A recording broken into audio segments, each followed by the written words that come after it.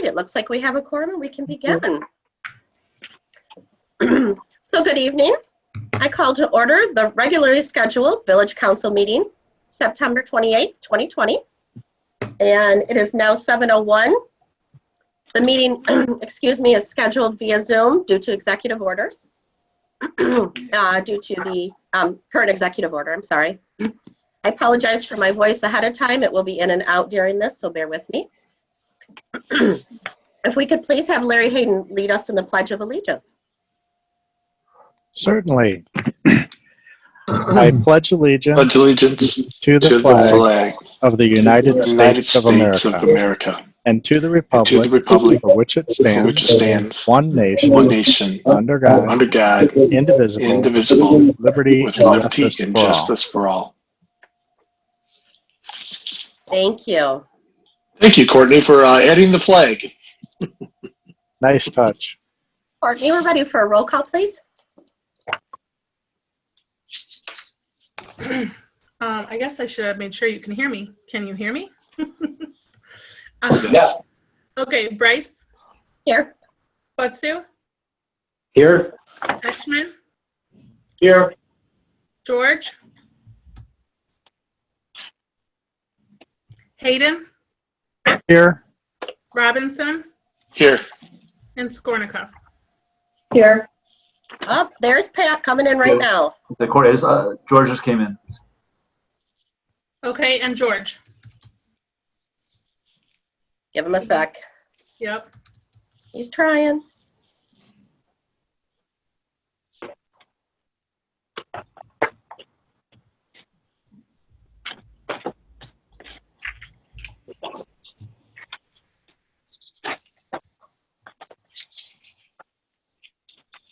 And George. I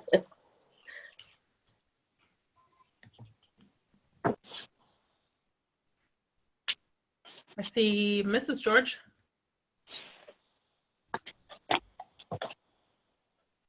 I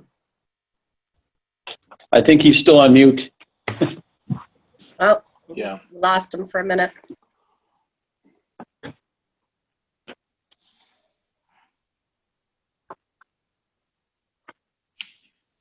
George, we are calling roll. You'll need to unmute yourself. Yep, you're muted.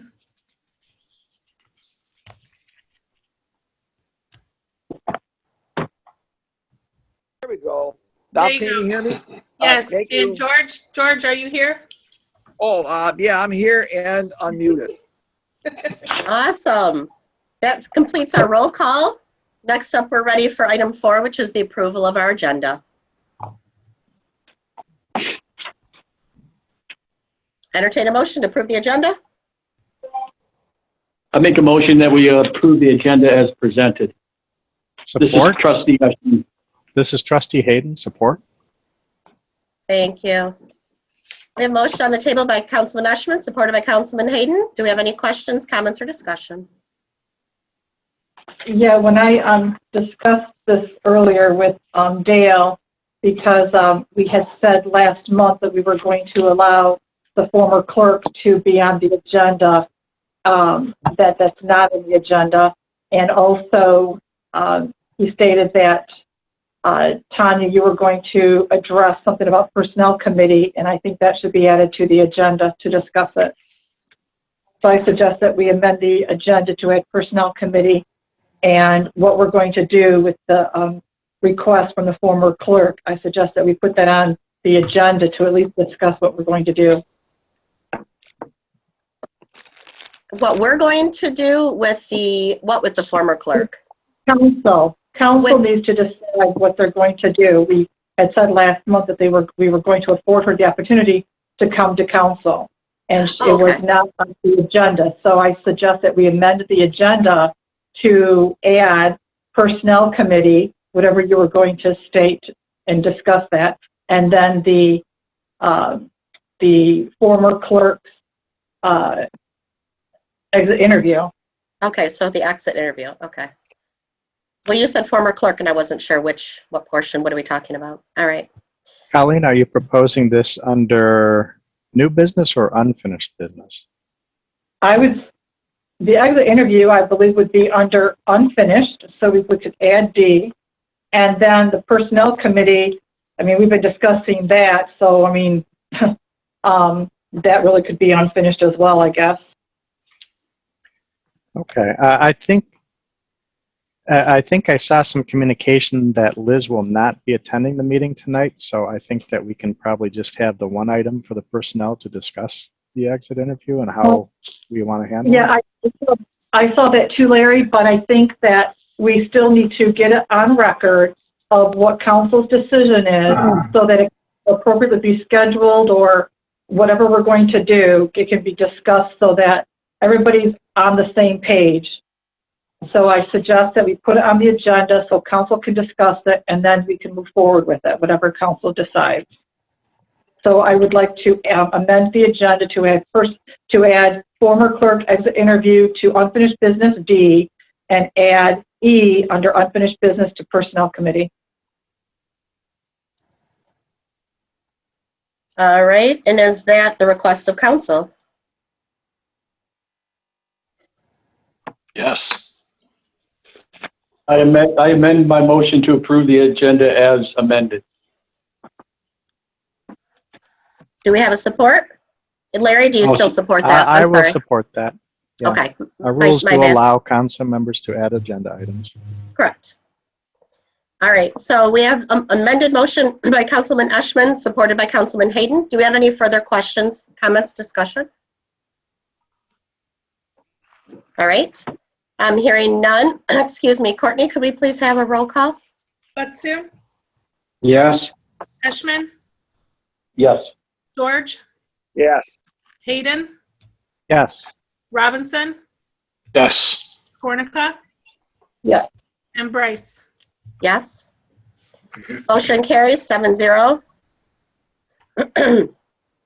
Next up is item number 5, which is the approval of our council minutes.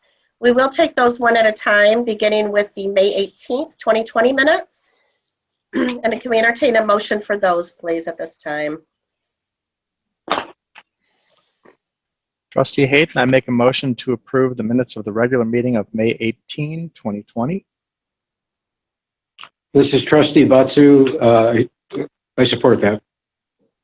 Thank you. Motion by Councilman Hayden, supported by Councilman Butsu. Do we have any questions, discussion, comments at this time? Yes, this is Yeah, Trustee Hayden. George. All right, we have two at the same time. Take turns. Go ahead, you start, Pat. Thank you. Okay. Under point I, air quality, I feel like this is the bad penny keeps turning up. It's not quite right. This was regarding the air quality issue, and it states, I read a letter that I had submitted to the citizen about poor air quality. It states, and then requested that the council consider a ban on burning in the village. The exact wording should be made a formal motion to consider a ban on burning in the village. And this motion was not supported in there by any of the 6 council members, period. That is correct, and that was that's a comment I was going to make too, Pat, because we discussed these May minutes already and made corrections or amendments, and I'm not sure why they're back to us, but I agree. We added that you made a motion, but it was withdrawn without support. Correct, exactly. That's good wording on that, Colleen. Yep. All right. Are we in agreement to that? Yes. Okay. We're getting closer. Anything All right. else on the May minutes? I would like to add at the top, like what we've been doing all along, is that it was electronic via Zoom and it was recorded.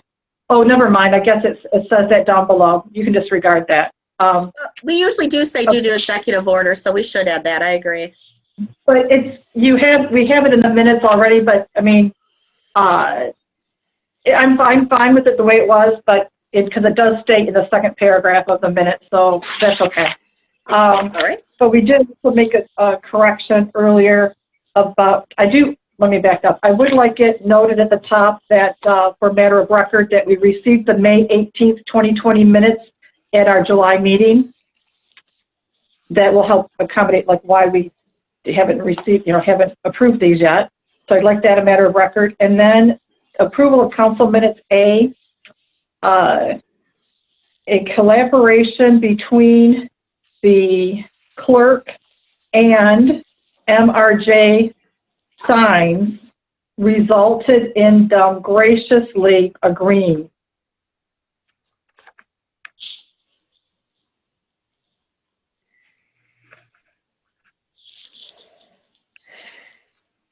And then I would like Wait, to... can you repeat that again? You said say it again, I'm sorry. Where it says a collaboration between the clerk and MRJ Signs. And where are you seeing that?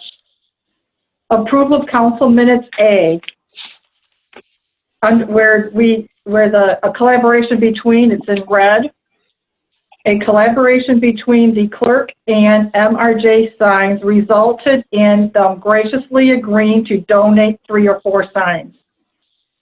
Well, Colleen, I have a question. What is the exact wording that was finalized in the April 27 meetings? Because if the wording was done like this, then those April meetings are already approved and we can't rechange it again in the May meetings in the notes.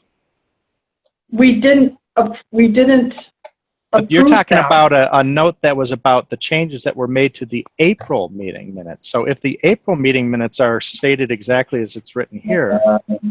It says the minutes of April 27th. Were amended.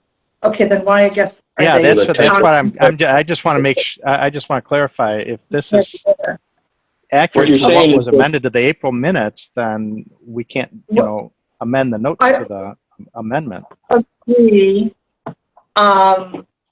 Okay, I don't know why they're like that, but all right, we'll leave them as is. It just wasn't really worded very well.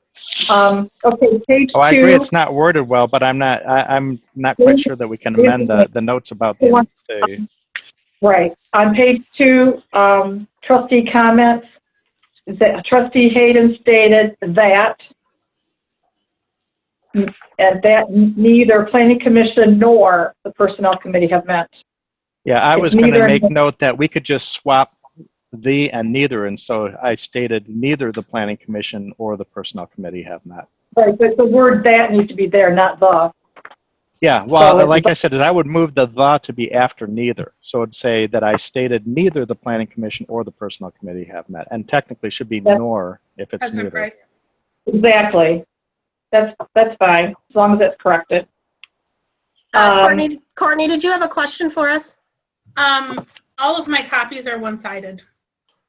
And I apologize for that. Evidently, somebody found that out this afternoon, and so they were sent back out.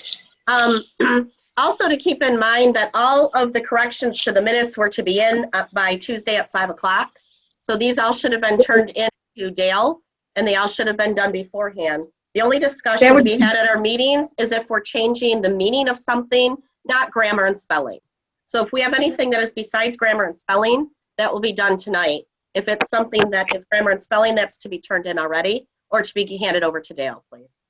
Well, the thing is, we've had issues with receiving the minutes for June and July. We didn't receive the September 2nd minutes until our packet. We received our packets Friday, and then the packets weren't complete with only the odd pages. So we weren't able to do that. And when I reviewed the packet, I called Dale first thing this morning, and he sent out the rest of the minutes. So that's why. So council discussion is for content, not grammar and things like that. So those things can be sent to Dale, as they don't change the content in any way.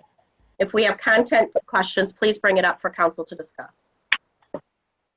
So this is Trustee Eshman. I'd like to go on record that receiving, and this is what happens when you receive agenda minutes that are 2, 3, and here 4 months old that we're revisiting. And this is really an embarrassment to our whole process here. I get it. We were short-staffed, but somehow, some way, we should have made this a priority to get these agenda items to us the very next month. And if it's a problem, then we ought to ask for help. I want to make that a matter of record. I think it's wrong. We had a special meeting in which the minutes should have been put on that agenda, and they were not. But getting back to page 2 of these May minutes, And this was noted at the time that we looked at these in July, under B, compensation for Pete Valentine, that Skornica said, although they should have been brought to council by the Personnel Committee at the April meeting, it wasn't necessary because it was time earned payout. And that needs to be added in there as well. What page are you on now, Colleen? Page 3, middle of the page, compensation, Page Pete 3. Valentine. It's basically Item very B. middle, very middle of the page. It wasn't necessary to bring it to council to approve because it was merely a payout of his earned time.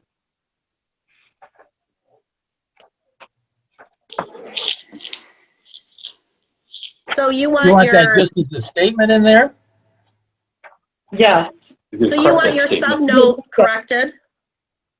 Where it Yes, says I- Skornica requested it to show, you want that corrected? I did state that it should have been brought to council by the personnel at the April meeting. However, it was unnecessary since it was just an earned payout. I just Okay. want that added. However, unnecessary since it was time earned payout. Okay.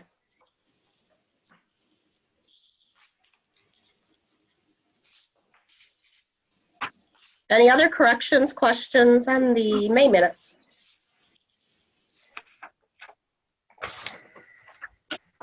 That specific wording and the wording changes the people were requesting. Otherwise, would you please get that to me in an email so that I can make adjustment to these minutes?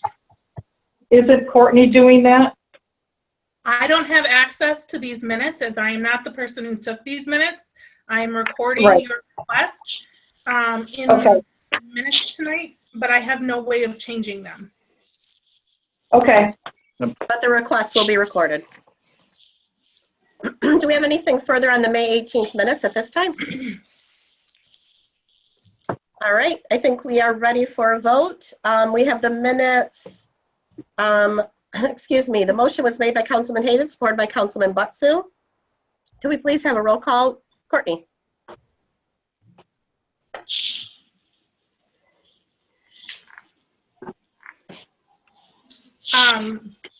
Hayden, Yes. Ashman, Yes. George, Yes. Robinson, Yes. Gornica, Yes. Butsu, Yes. and Bryce. Yes. Thank you. Motion carries 7-0. Next up will be our draft, excuse me, for the June 22nd minutes. Please review and let us know if you have any content questions or comments to make. I make a motion to approve the June 22nd, 2020 minutes. This is Trustee Robinson, support. Thank you. Motion by Councilman Skornica, supported by Councilman Robinson. Do we have any questions or comments on this? I'd like to make an amendment to acceptance items. B, to delete that. We did not receive that. That should be removed. And I'd like to add to C2, to add where it says Brandon Township, I'd like it to say meeting minutes.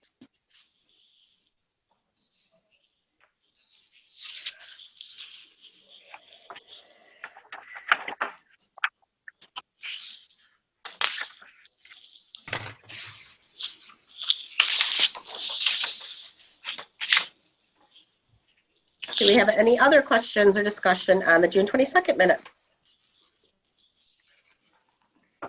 On page 2, the very top, it was discovered that the disbursements were the same amount as we had approved in May. That was a duplication. And the questions were answered regarding line item 20, zero waste. I don't believe that that was asked in June. It was only asked in May. That should be stricken from the record, I believe, as I recall. All right.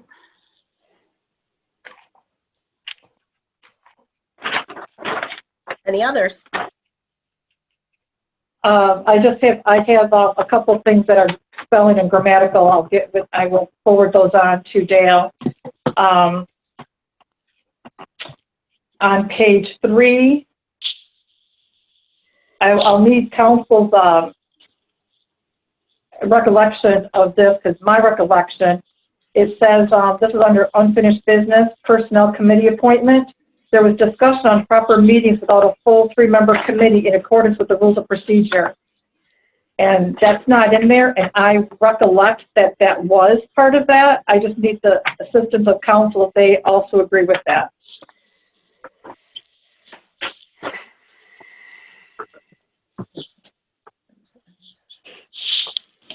I'm not, do you mean whether that should be in there, Colleen, or whether it should not be in there? Yeah. Yes. Correct. It's because it's not in there now, and I recall that it was in accordance with the rules of procedure. I just need council to support if that's what you guys recall as well. It was a while back. That's correct. That's correct. I remember that.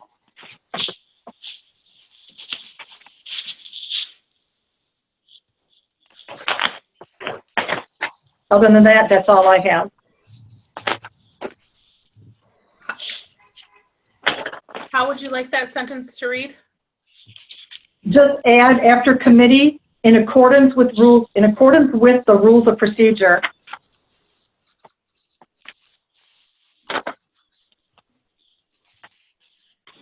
Thank you. Any other questions or comments on the June 22nd?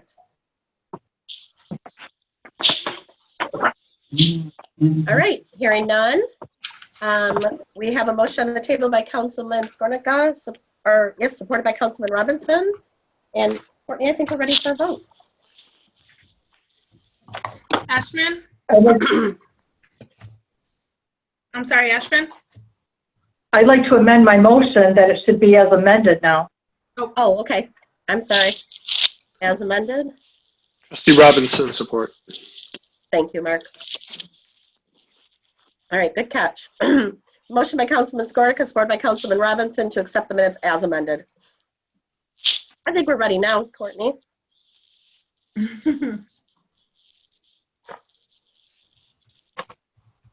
Ashman? Yes. George? Yes. Robinson? Yes. Warnica? Yes. Buttstu? Yes. Hayden? Yes. And Bryce? Yes. Motion carries 7-0. Thank you. Next up, we have our June 26th minutes. And those would be the special meeting.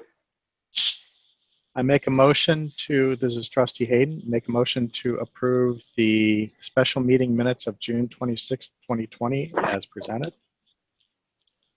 This is Trustee Butsu. I support that motion. Thank you. Motion on the table by Councilman Hayden, supported by Councilman Butsu. Any questions or comments on this one? I'd like to make an amendment under approval of agenda. We're missing, well, no, disregard that.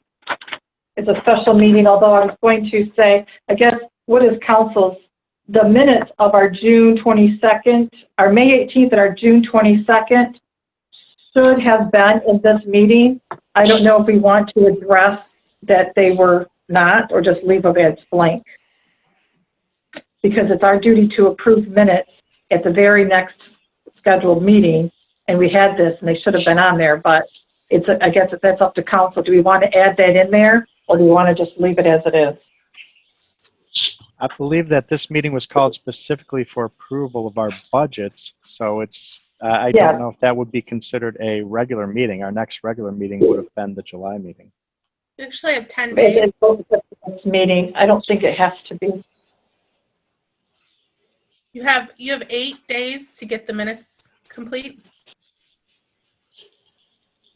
That's the I don't know, law. Yeah, okay, well, the May 18th. I mean, if we wanted to make a note of it or just leave it as it is. I think leave it as it is because we decided to have this meeting at the June meeting because we found out that we needed to approve it before July 1st. Right, because we were told initially that there was an extension, and then that was not the case. So, all right, I'll scratch that. So I don't have any amendments on those. Does anybody else have anything on the June 26th? All right. Courtney, can we please have a roll call vote on those?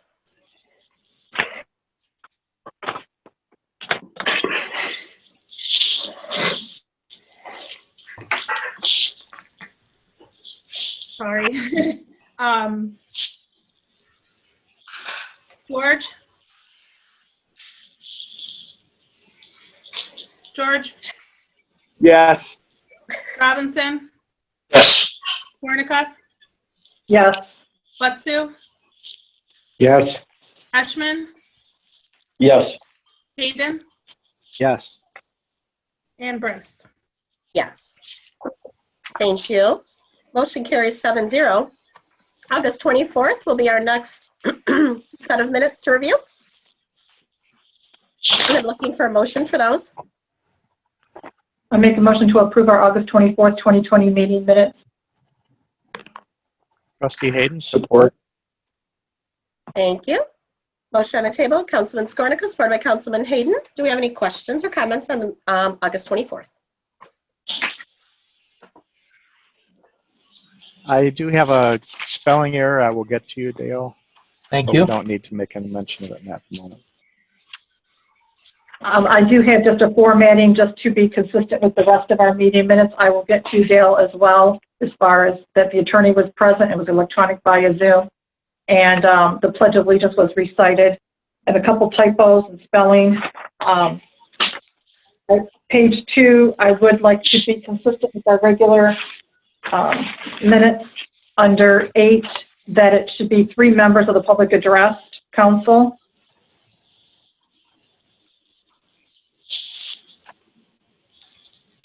And I also have on number 8, the letter to be added from the Kratz for record that has not been added yet. I apologize for that.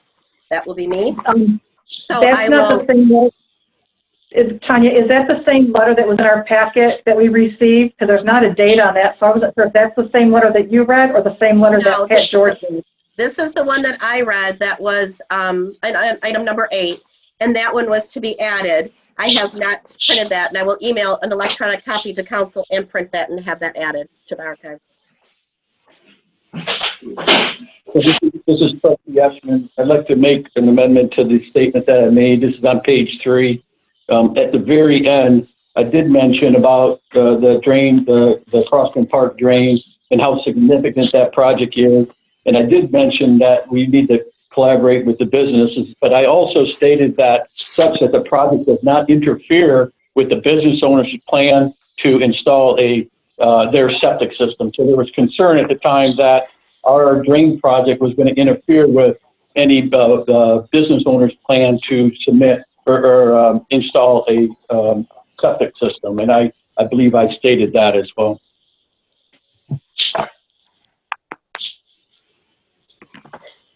So can you clarify for us what you'd like to have it say? Yes. What I'd like to have added is such that the Crossman Park drain plan does not interfere with business owner's plan to install a septic system. At the very end? Yes, please. Okay. It does not. Yeah, so so the project does not interfere. Does not interfere Okay. with the business owner's plan to install their septic system. Yes.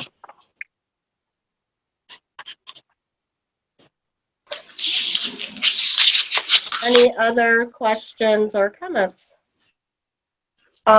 Page 3, Trustee Hayden indicated that the Planning Commission will be meeting next week to address and I think we should, well, I guess that it's regarding the OMA violations regarding the election voting. Larry, didn't you specify that it was regarding the OMA? It was regarding the concerns you raised. I don't know if I explicitly said anything about OMA when I said that. Just that we would address the election question, which we did. Which was the OMA violations. Okay, so just to address the election, Yeah, I don't recall if I expressly mentioned OMA. I don't believe I did, so I don't know if I would want to add that to my comments. Okay, and I tried to look it up, but we don't have those records, so which is another topic we'll discuss. But okay, that's fine. Don't have which records? The recording record, so I couldn't validate that. Okay. Any other questions or comments for the August 24th minutes? Not anything that's going to change the content. I'll give those things to Dale. Anybody else? Just number 6 under the public comments that two members of public addressed council. Is it the council's wishes that there is no recording of the public's comment? We don't typically do that. We just say how many. Okay. Otherwise, we would have a quite lengthy agenda on some of our meetings. I personally don't mind that we capture the public input. I think that's valuable for us in looking back on our minutes to understand the public's views on things. I think our resident voices are important to hear, but in lengthy meetings where we have many voices, it's almost impossible for a recording secretary to record all those statements. So to keep it simple, that okay, resident so-and-so spoke of that, but not to have in any detail as to specifically what was talked about. I think it's only fair to us. I mean, look at it. Here we are, 35 minutes into approving agenda items, previous agenda items. I think it's wrong. If you go back and the reality of that, because I'm not sure that that's legal as far as proper recording. I don't know. Yes, it is. Yes, and we historically we do it that way. So, but I have never recorded a meeting where I didn't write down the public comment. So, in 9 years of doing this, so I'm just saying you might want to look into it. That's all. Council can do that either way they choose. Okay. And that's a valid concern. If the public is sharing information with us, we definitely would like to have that recorded. It's not the public's fault that we've taken a half an hour on just approving minutes. That would be our problem, not council, or not the public's. So I would prefer to leave in what we have, as it's already been recorded, and then maybe we can decide from there what we need to do on a constant basis. Well, this has been brought up many different times. I would suggest if we are that concerned about it, this is Trustee Hayden speaking, that we should consider looking at the rules of procedure and at the next iteration maybe clarify how we want to record meeting minutes regarding public input in our next rules of procedure. We've done that. That's how we've done it in the past for months and months and months. You can see the precedents of our previous, this isn't anything new. We have discussed that. But if we have a new recording secretary, it's probably just, to me, I mean, Courtney commented, that's how she, it's a new method. So we just caught it and we just fix it and move on. Well, and personally, I like the capturing of the comments in detail like that. So I like the change. Then to your point, then we need to discuss it and put it in the rules of procedure if that's the case, but not to decide. Yeah, and then yeah, exactly. That's what I'm suggesting is that we take that up in terms of an adjustment to our rules of procedure. Then we decide as a council whether to make that change or not as a whole council. And I agree with that. What we've normally been doing. And that's something that I enjoy reading when I read everybody else's minutes. So it's definitely important, again, as our residents speak, for us to record that information and have that in writing. Well, we just approved we can discuss. Would we like to have that on the October agenda? Is that something we'd like to continue to discuss? Sure, I'd like to discuss that in October. That'd be great. This is Trustee Butsu. All right. Anybody else? Are we in agreement or? Yes. This is Trustee Robinson. So the minutes that were just amended, we're going to leave them at that. We just amended them that way. So we're looking to add that to our October agenda. What would we like to do at this point with the comments on the August 24th? I say leave them. They're already there. Why strike them out when we've already got them captured? Are we trying to hide public opinion? I don't think that's appropriate. Since they're already No, captured. it's unfair. It's unfair for the residents that spoke in previous meetings where their voices weren't documented. So what do? We add some and take away others? That's not fair to the others that spoke and that weren't documented, Larry. It's also not unfair to never make improvements and changes either. So we need to do that at some point. This isn't about being fair to people that spoke at meetings in the past. This is about we've got meetings where we captured the input. Maybe we didn't capture them past. I think it's an improvement. I don't think we should strike out the public input from our meeting minutes simply because we said, well, we didn't capture that before. I think that's inappropriate. I thought we said we weren't going to decide it here, Larry. So I think we need to put that on the agenda. But it sounded like Colleen still wanted to strike that out of there, and I'm saying I think we should leave it. No, We I'm need some saying sort that of consensus for August. I'm saying that since we have historically done it one way and we're having it on the agenda in October to discuss, that we should leave it the way we've done it, discuss it for October, and move forward with our new decision in October. So strike it is what she's suggesting. That's what I said. It sounded like Colleen wants to strike it, and I don't think that we should strike it. So Mark, Mark and Pat, can you kind of give some input, please, so we can come to a consensus? I say that we continue the way we've always been doing. This is Trustee Robinson, and then we can address it next meeting and either add it back in or leave it out. All right, Mark, Pat. This is Trustee Butsu. I agree with Mark Robinson. We can do this next month. We've done it this way for so long. Let's continue on. All right, so it looks like we have a consensus to strike out the comments for the public comments and to put the number of comments for the August meeting minutes. Is that correct? Yes. Repeat that. We have come to a consensus that we would like to see, the council would like to see the public comments struck and to be the number of comments made, not the names and the items that they commented on. Is that correct? It's just following our previous. Right. This is Trustee Butsu. That's what I have in mind. Okay. So I'll stick with that. Thanks. And then we also said we're going to put it on the October's agenda item to move forward and discuss it further. So do we have anything else on the August meeting minutes? All right, besides those corrections. So now what we're looking for is an amendment to the motion, please. That would be Colleen.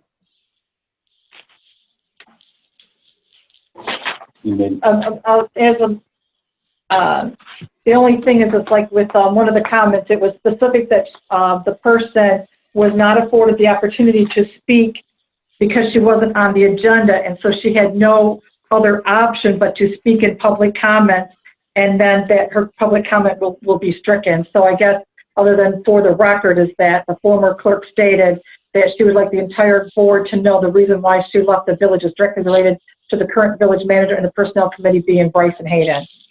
So we're going to leave all comments or delete all comments. We're not going to pick and choose which comments from the public. No, I understand. I'm just saying that was the only place for her to make that comment. But I guess as long as we have that as the record, then we'll leave it as it is. We'll discuss it in October. So leave what as is. Can you please clarify? we're striking public comments. You just made a comment that. Well, leaving as is would leave the comments in. Taking them out would be taking them out. I'm clarifying, please. We're deleting them and saying 2 members address council, the way we've always done it in the past. My comment was only to say that the former clerk, that was the only place that she could make that comment. So I was just reiterating her point. So are we ready for a vote? Yeah. I hope so. All right. Yeah. So Colleen, would you like to do that as amended? As amended, yes, that's great. And Larry, that's okay? I will be okay with that. I'm not okay with the amendments, but I'm okay with the motion. Okay. So Courtney, you can go ahead and start a vote, please. Oh, Courtney, you're muted. You're muted. Robinson, Yes. Gornica, Yes. Butsu, Yes. Ashman, Yes. Hayden, No. George, Yes. Bryce. Yes. Motion carries 6-1. And next up, we have the August 27th minutes. Please review those, and I'm entertaining a motion at this time. I make a motion to approve the minutes of August 27th, 2020. Do we have support? Trustee Robinson, support. Thank you. All right, now we're looking for any questions, comments, discussions. I have just a couple formatting things I will get with Dale. And then I had a comment on page 2. Trustee George read the letter from property owner Jason Pratt, and I believe that needs to be put in the record as well. It is on the last page. Page 5. It is. Yeah, the record is attached at the end. Oh, okay. I didn't. Okay. When we got the pages. All right, got it. And then under the public comments, one member of public address council. So we're removing the public comments to follow with Just to follow. previous. Yeah. Okay. Any other questions or comments on the August 27th meeting?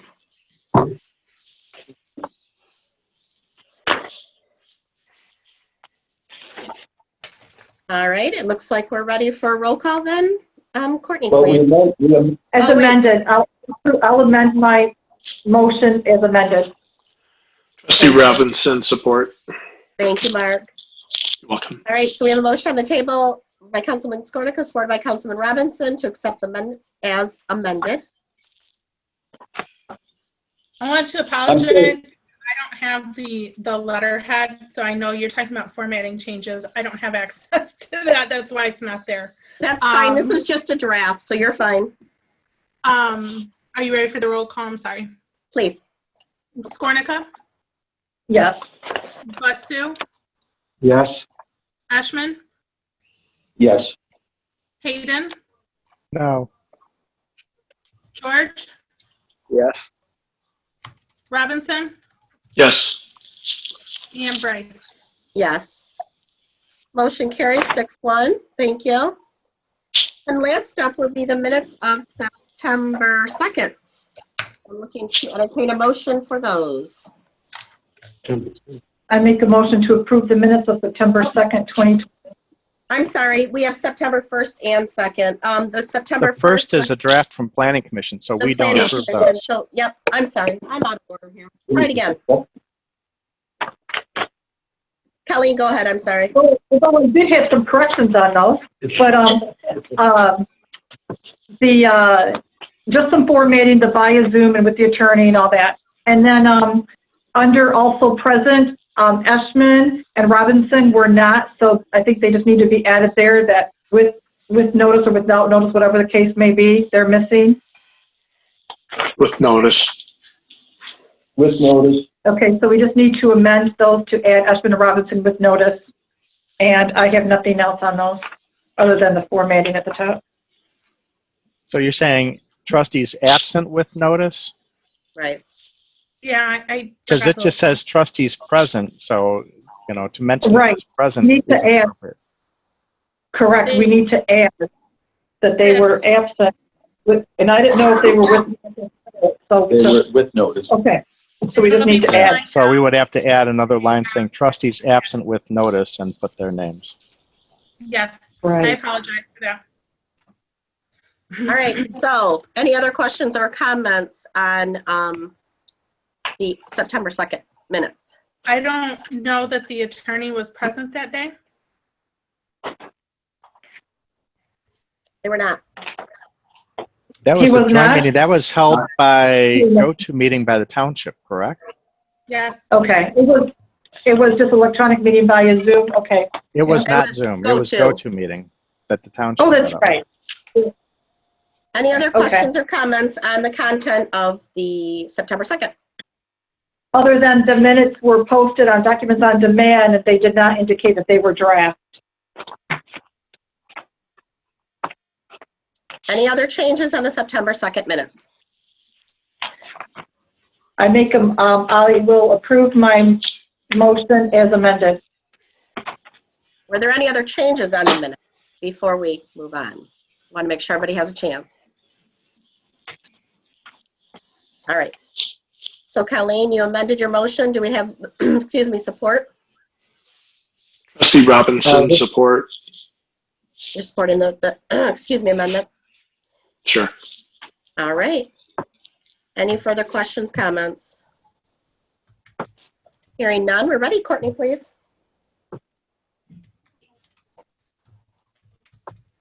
Butsu, Yes. Ashman, Yes. George, Yes. Hayden, Yes. Robinson, Yes. Cornica, Yes. and Bryce. Yes. Thank you. The motion carries 7-0. Item number 6 will be our acceptance items, and that's our treasurer's report from August 2020.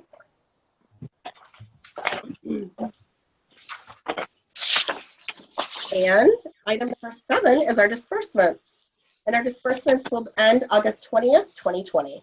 Can I entertain a motion for our disbursements?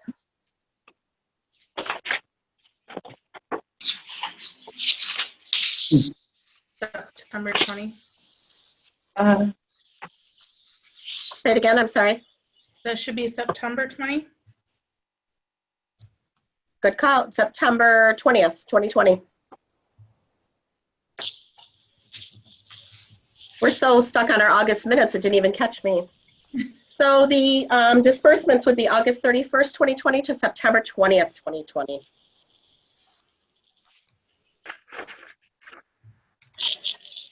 Yeah. Can I entertain a motion for the disbursements, please? I make a motion to approve our bills, to pay our bills in the amount of $35,737.95, ending September 20th, 2020. Support. And that was? Trustee Eshman, I'm sorry. Thank you. That's okay. I can't tell the difference with you two. It's quiet. All right. So we have a motion by Councilman Skornicka, supported by Councilman Eshman. Do we have questions on our disbursements at this time? Yes, I would like to request that the office provide us with the itemized statements from item 34.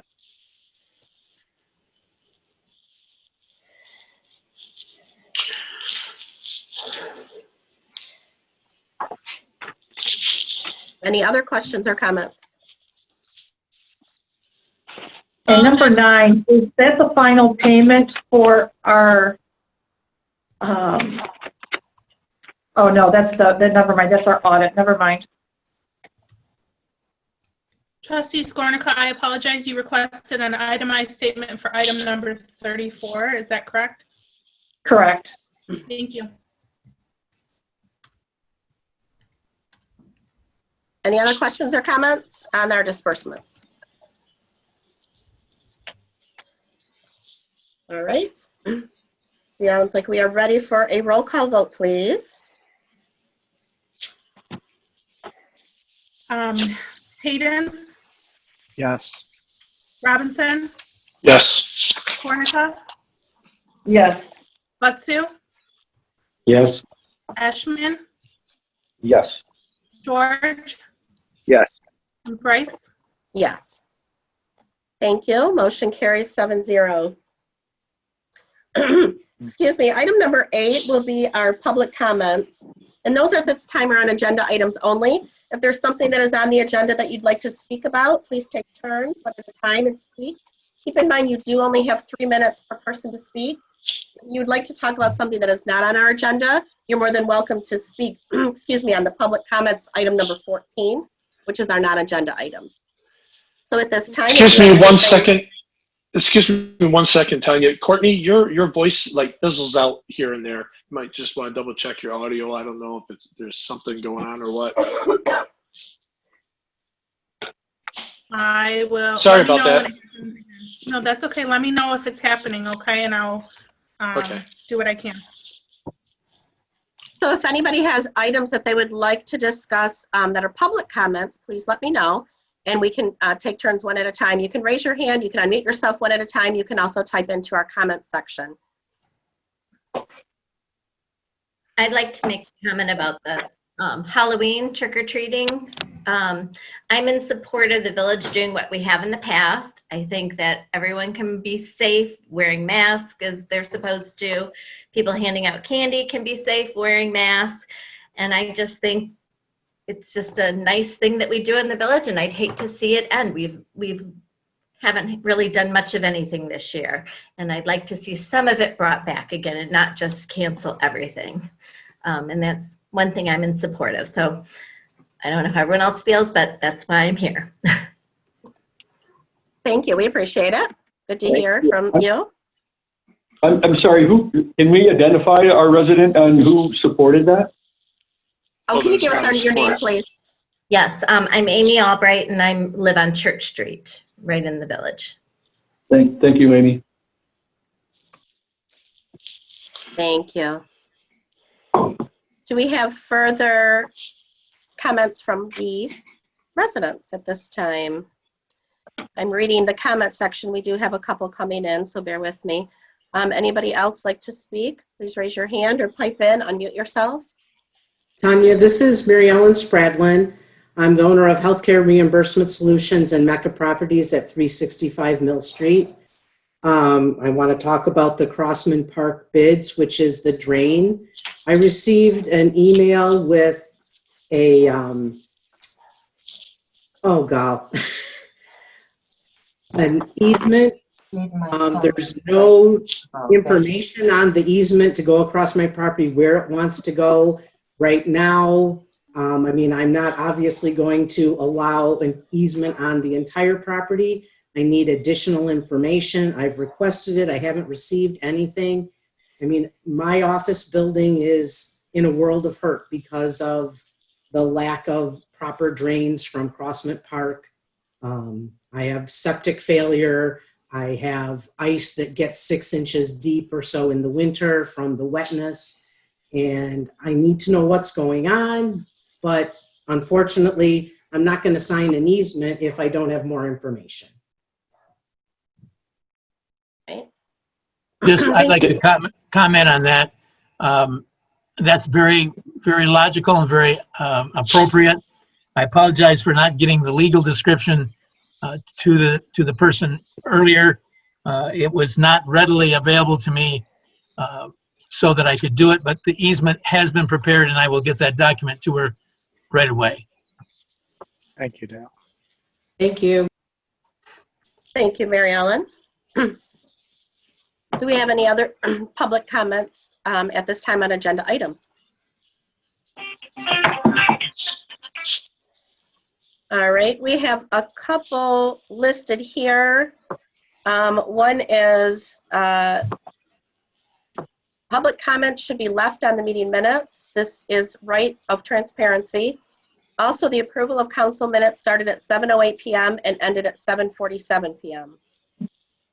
Please put on special meeting notices who called the meetings. Thank you.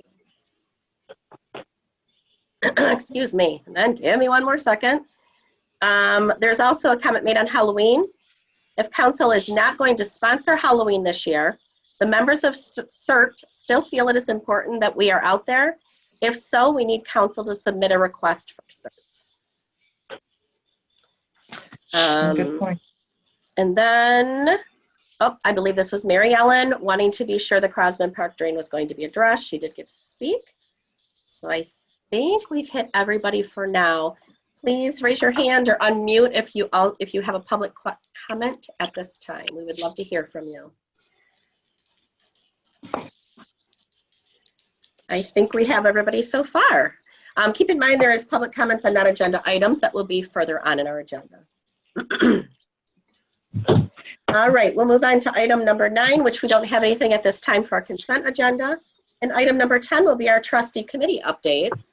And we will start down on Mark Butsu's side.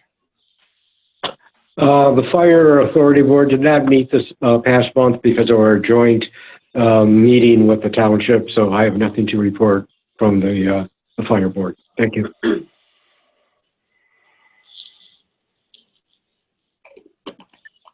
Next up. Is that Pat?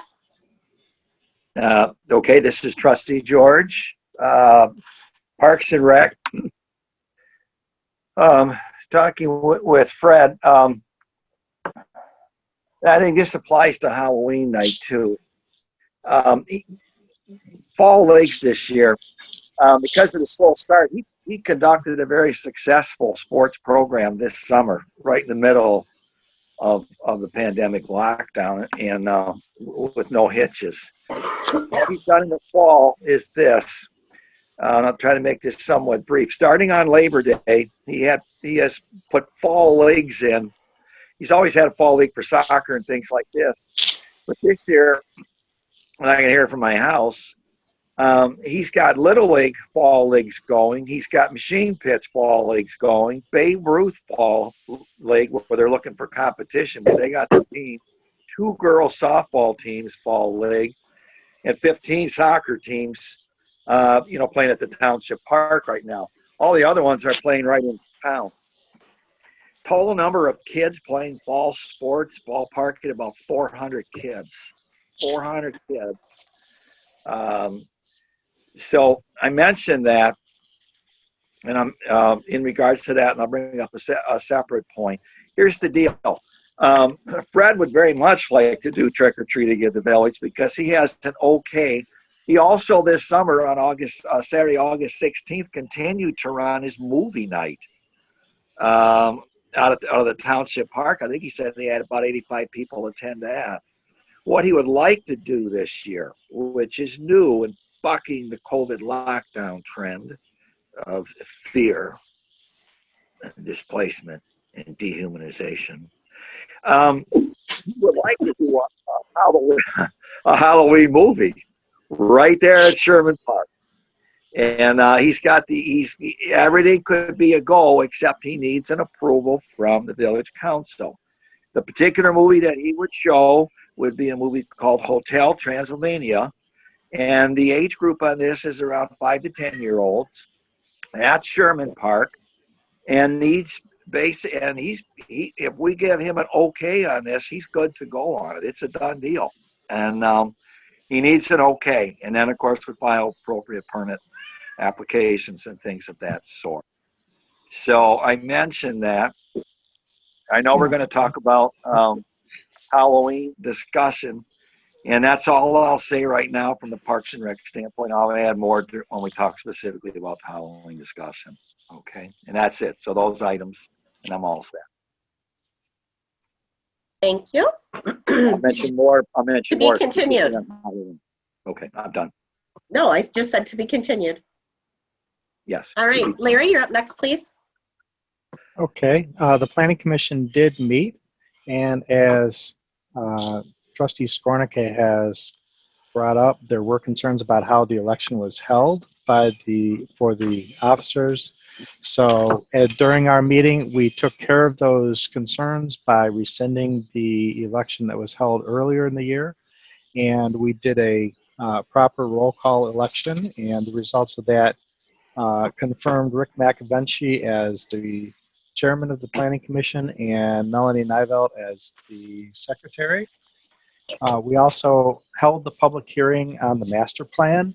Unfortunately, because we were in this virtual Zoom meeting, even though it was posted, we did not have any members of the public attend, but I think we've already gathered a lot of public input previously on the master plan.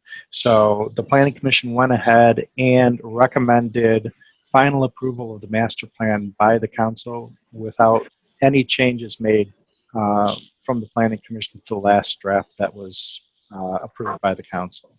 So the plan is approved by the Planning Commission as it was given back to them. Had an update about wayfinding committee and a short discussion on the capital improvement plan, and I think that's a topic that will still have to be followed up. And I do recall there was a question about when there would be any movement on the update for the zoning ordinances. So I think that's what the next thing that the Planning Commission will be looking for is, I know that it was already approved to hire a firm to work with the zoning ordinances. I think that's going to be our next topic, is to look at the zoning ordinances once we get going on that. And that's it for me. Thank you. Next up, we have Dan. Yeah, there's two items. One, I'm going to defer to the our village manager's update. That would be the Crossman Park update. But then I also wanted to comment that, you know, we were, and we did talk about the Mill Street project. As everybody knows, we were in queue. The village of Ortonville was in queue for some engineering work that has been delayed due to the backup, I believe, from COVID. But Dale, and correct me if I'm wrong, because of that delay, we're not going to be able to do the Mill Street project before the end of the year, or is that? Can you update us on that? Sure. The engineering the limited engineering that was approved by council and needs to be done before we can go out and get bids and quotes on doing the remaining work has not begun yet because of the timing of our approval and the schedule of the engineering firm. So I'm recommending to council that we bid it out as soon as we get the engineering in place, but we bid it out for a spring construction instead of trying to do it still this fall. I think we're going to get better pricing if we do. Okay, so we can have something staged and ready to go once the permafrost breaks, etc. Exactly. And then the second topic, and we'll talk into detail, and I don't need to get into it right now, is the Crossman Park drain. We'll talk about that in detail later. Yes. Thank you. All right. Thank you, Dan. Next up is Mark Robinson. Okay. As far as the wayfinding committee, we have been asked by Digital Alliance, the company that we all chose for the branding, to pull together documents, etc., from the village DDA and the old mill logos for reference to use for background work to assist moving forward to help them for the branding. So that's all I have to report. Basically, though, they're trying to gather up the information, but I don't know if that's going to be slow because of COVID and that. I know Beth responded to one of the emails, and she said she was going to see what she could dig up as well. So, and I don't know if Melanie's had any other luck herself with that. So, Melanie, I know you're out there. If you chime in, have you had any other luck? I don't see her. So, okay, well, that's all I have for wayfinding then right now. Mark, a quick question on that. Has the wayfinding committee given any consideration to a better looking temporary sign on the corner of Mill Street and M15 to advertise the downtown businesses? The better looking. Melanie just posted she's had some luck. So that I do not know, other than they did post up a new sign, but that wasn't part of like wayfinding. That is just something that council approved. Well, we allowed them to move their existing signs, and we said we were going to do a 90-day review, but I know we had also asked if we're going to have that up on a more permanent basis. Until we have the full design back from the committee, I think we had also asked if wayfinding committee could at least come up with a sign to do the same thing, but maybe fits in a little better with the rest of the signs in the village. All right, I'll reach out to the wayfinding committee sometime this week, and we can discuss that further. Okay, and then get back with council. Council should understand, however, that the sign that has been created was bought and paid for by one member of the downtown merchants. So far, there hasn't been a huge group effect, and certainly not the wayfinding review of what that sign should look like. And with some, I would urge council to respect the effort that's been made by that merchant. This is Trustee Eschman, and I have reviewed where they moved it to. I think it looks fine, and I think it's a good temporary until wayfinding comes up with what the ultimate solution is down the road, but I don't think there's anything wrong with it as a temporary sign up until wayfinding has a final draft for council to approve. When we said last month that we would have a 90-day review, so. Okay. All right, thank you.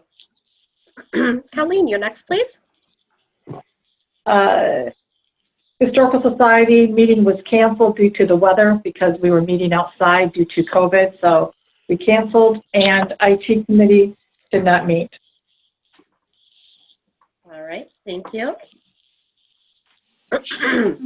Excuse me. And I have nothing new to report. Larry had discussed already the planning committee updates, and personnel has not met since then. Since when? Since our last time that we met. So there has been no new meeting. So since June 8th, you haven't met? No, since our last meeting, the end of August. We haven't met since our last meeting. There's no updates. So next up is new business, which is item number 11. And our first item is A, which is our 2019-20 audit presentation. And I'll turn that over to Dale at this time. This personnel did not meet. We have a representative of Manor Custerson here this evening to present to you their findings of the audit. As I've said in my memo to you, we were presented with a clean audit, which is the best that the accountants can do for a community. As to what detail and what other comments our auditors may want to present, I would like to turn that over to Mr. Stevens. Thank you. I am Aaron Stevens. I'm a partner here with Manor Custerson. I'm wondering if it might be possible to share my screen. If the host could enable that feature. Sure, just give us 1 minute. Yep.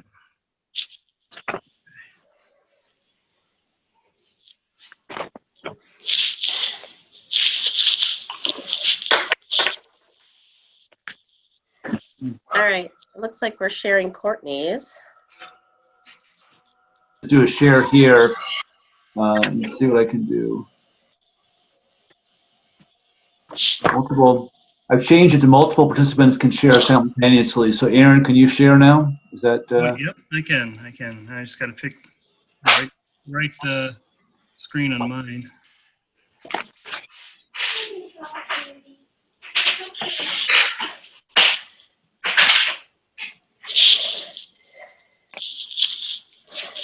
Sorry about that. I'm looking. I got too many things open on my desk, apparently. I know the feeling.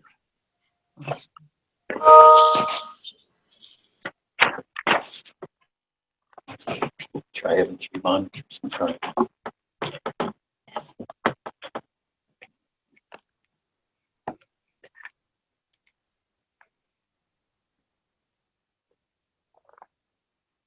Okay, can you see that?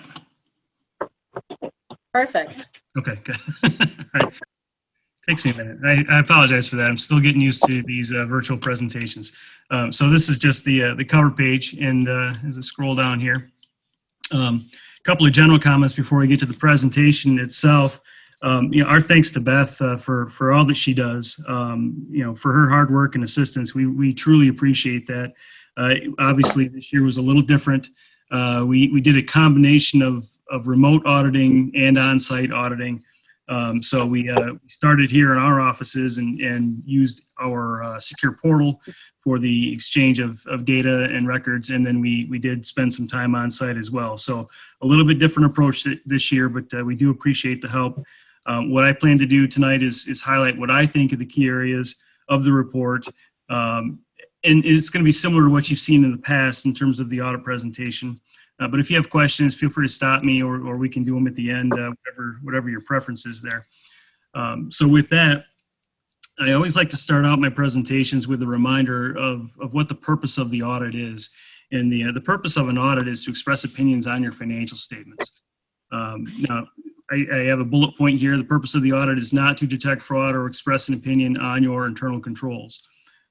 That's not to say that if we found fraud or have recommendations on how to improve your internal controls, we wouldn't tell you. We certainly would, but that's a byproduct of the audit itself. The purpose of the audit is the opinions, to express opinions on the financial statements. And included in the financial statement document is the independent auditor's report, and that's on pages 1 and 2 of the financial statements. And in the second paragraph on page 1 of the independent auditor's report, we have this highlight here: management's responsibility for the financial statements. So the financial statements are the villages, and the management of the village is responsible for the preparation and fair presentation of the financial statements. And that includes the internal controls over that preparation and fair presentation. Management is also responsible for fraud detection, deterrence, and prevention. Now that last bullet point is not included in the paragraph, but that is a management responsibility. Our responsibility, as I've said a couple of times already, is to express opinions on the financial statements based on our audit. And that responsibility is highlighted in the third paragraph on page 1 of the financial statements. On page 2 of the financial statements, in the first paragraph, we do express our opinions. And that paragraph reads, in our opinion, the financial statements referred to above present fairly in all material respects, etc. And that is what we refer to as an unmodified opinion. As Dale indicated earlier, that is the highest level of assurance that we can provide for a set of financial statements. We consider that to be a clean opinion. And to put this into some perspective for you, there are 3 types of opinions we could express. You have the unmodified opinion. That's what you want to see as a council. We could have expressed a qualified opinion, and that might read something like, except for capital assets, the financial statements are presented fairly. We could have expressed an adverse opinion. The financial statements do not present fairly the financial position of the village. The only other alternative that we have would be to disclaim an opinion altogether. We could not audit the village's records. So obviously, you've got the highest level of assurance, you've got that unmodified opinion, and that's what you want to see as a council. In the financial statement document, there are actually 2 sets of financial statements, and I'm going to highlight here the governmental fund financial statements, but you do have another set of financial statements that are prepared on the full accrual basis of accounting. We refer to those as the government-wide financial statements. In being full accrual, they have a long-term perspective. They're prepared once a year. The only time you see that level of reporting is in the audited financial statements, and the only reason you have those in there is because it's required by GAAP, or generally accepted accounting principles, that you have those financial statements. And Treasury, the Department of Treasury requires those financial statements as well. But I'm going to focus on, as I said, the governmental fund financial statements. This level of reporting is in more detail. It is prepared on a different basis. However, these financial statements are prepared on the modified accrual basis of accounting. So as an example, one of the things that you don't see here in the general fund are your capital assets. Capital assets are a full accrual item. They're in the government-wide statements. The governmental fund financial statements have a current financial resources focus. So capital assets are not current financial resources. You can't spend your roads. You can't spend your equipment. This is what you have available for financial resources included in the general fund here, or in governmental funds, I should say.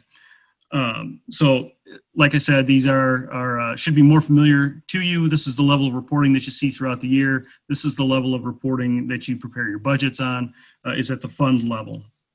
And so I've highlighted here the left-hand column, the general fund, as the operating fund for the village, and specifically I like to look at fund balance. And so this is a balance sheet. So this is a snapshot as of June 30th, 2020 of your assets, liabilities, and the difference between the two is your equity or your fund balance. Your total fund balance for the general fund as of June 30th was $388,764. Now, part of that is restricted. That's almost $7,700 is restricted for public safety. That's related to building inspections, the building code. But what you have available for future use is this unassigned fund balance of $381,071. And I compare that with your annual expenditures. So for the year that ended June 30th, 2020, you had annual expenditures of $415,000. That unassigned fund balance represents 92% of your annual expenditures, which is excellent. That's excellent, an excellent financial position to be in. And to, again, for some perspective here, the Government Finance Officers Association recommends that you maintain a minimum unrestricted fund balance in your general fund that is equal to 2 months of what they call normal operations. So 2 out of 12 months is approximately 17%. You're at about 92%. So that $381,000 represents 11 months worth of operations, assuming status quo, assuming you kept the same level of expenditures in 2021 that you had in 2020. So you've got about 11 months worth of operations in that $381,000. On the next page here, this is the statement of revenues, expenditures, and changes in fund balances. Again, I'm going to focus on the general fund. This is your income statement, if you will. So in the general fund, your total revenues for the year, $476,000. That was a decrease, but it was about a 1% decrease from the 2019 revenue. So pretty consistent in terms of revenues for the general fund. On the expenditure side, total expenditures for the year, $415,000.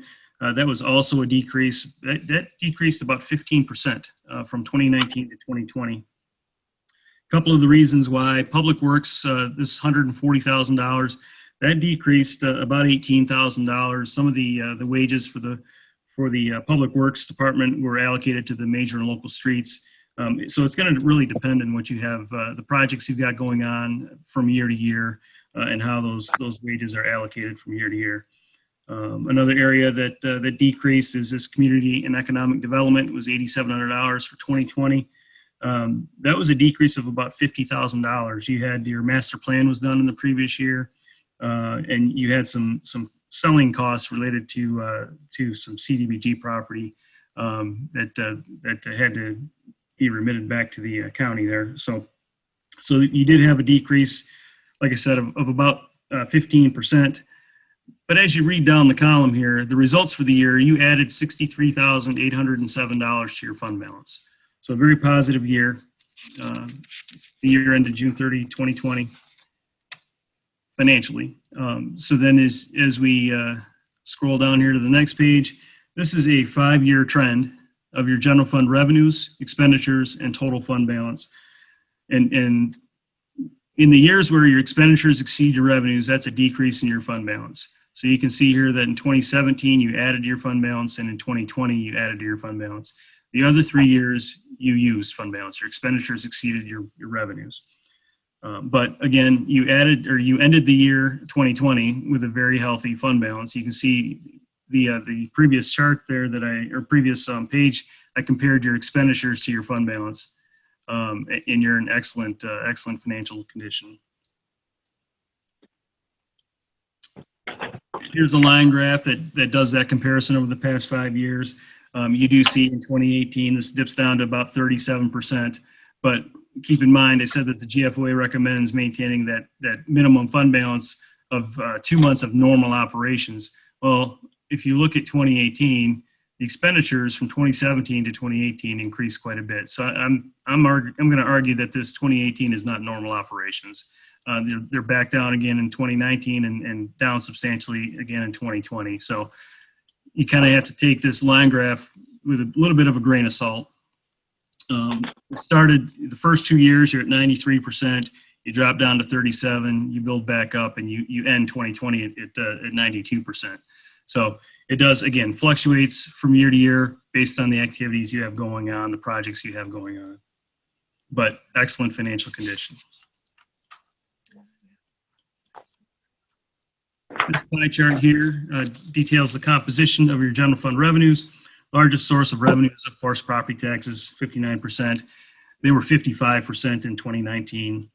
Intergovernmental revenue at 29%. Those were 35% in the previous year. So intergovernmental would be primarily your sales tax, your revenue sharing payments. And that makes up the majority of your revenue. On the expenditure side, general government at 47%. That was at 40% in 2019. Public Works is at 34%. That was at 32% in 2019. Your other functions, that includes the community and economic development. It includes recreation and culture. It also includes the payroll benefits and insurance. So, individually, you start having a lot of pieces of pie, and I think the pie chart loses a little bit of its meaning or its value. So I kind of grouped all those together under other. We did issue this letter. This is our letter of comments and recommendations. Pretty similar to last year. We had the same comment last year, but you have a small office setting, and this is going to be difficult to address for the village because you need people to be able to function, make the office run. The problem we see is that you sometimes have difficulty segregating those duties so that one person cannot control an entire transaction cycle. This is fairly common in small office settings that you have this segregation of duties difficulty. But as auditors, we feel a responsibility to communicate that to you. But again, this has been in there for the last few years at least, and you should be aware of it. And we, like I said, we have a responsibility to include it under the auditing standards, and so we have that comment. But that's the only comment we had for the year. The audit process, given the challenges of the pandemic, I thought the audit process went very well. Again, our thanks to Beth for all that she does. She's very good at her job and very passionate about her job, and we do appreciate her. So with that, I would be happy to answer any questions. I know I went through that pretty quickly, but trying to hit the highlights here. Thank you. We appreciate you. Do we have any questions at this time for Aaron? Trustee George.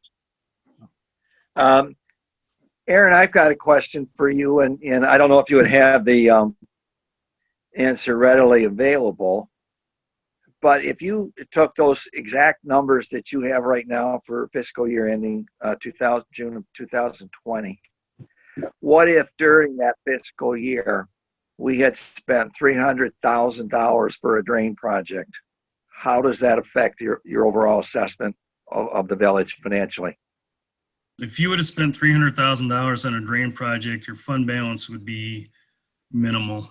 You're not going to have that 2 months worth of operations. So if you're talking about your net results for the year would be a total or an overall use of $236,000. That would have brought your general fund balance down to $88,000.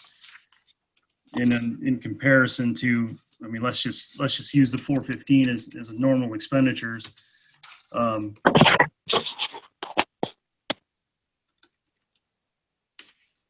That's assuming that we spend it out of the fund balance. Right. Yeah, we also have the major streets and local streets. Mostly the major streets would contribute to that type of project too, I believe. Okay, and your major street fund balance was $250,000 at the end of the year. So if you're going to pull it from different pots of money, I can run you some scenarios, but I don't have that at the top of my head to give you those percentages. Right, I did really expect you to. I'm just wondering if you could give us, if you had a little time to look at it, if you could give us what some numbers might be. I know we're going to pull it from different funds, and we start, playing a card game with it. But ultimately, Aaron, we're going to spend $300,000 on a drain project, and we're going to pull that from various accounts. But ultimately, when we look at the overall total of the financial situation of this village after we do that, that's what I'd be interested in, what your overall opinion would be if that had happened, because it's going to happen. So this is Trustee Eshman, and not to misrepresent what we're doing. We do have a project. It's on the books. We're going to be reviewing it tonight. The majority, if not 90% of that project, will be paid off of a separate line item, budgeted line item to pay for that project. We might tap into maybe 10%, not even 10% of the current general fund. So the majority of the project that Trustee George is talking about will be paid from a separate line item and not the general fund. What line item would that come from? Dale, could you tell us? Major streets? Major street fund. Okay. Yeah. So we're thinking 90% from the major street fund and the other 10% from the general fund?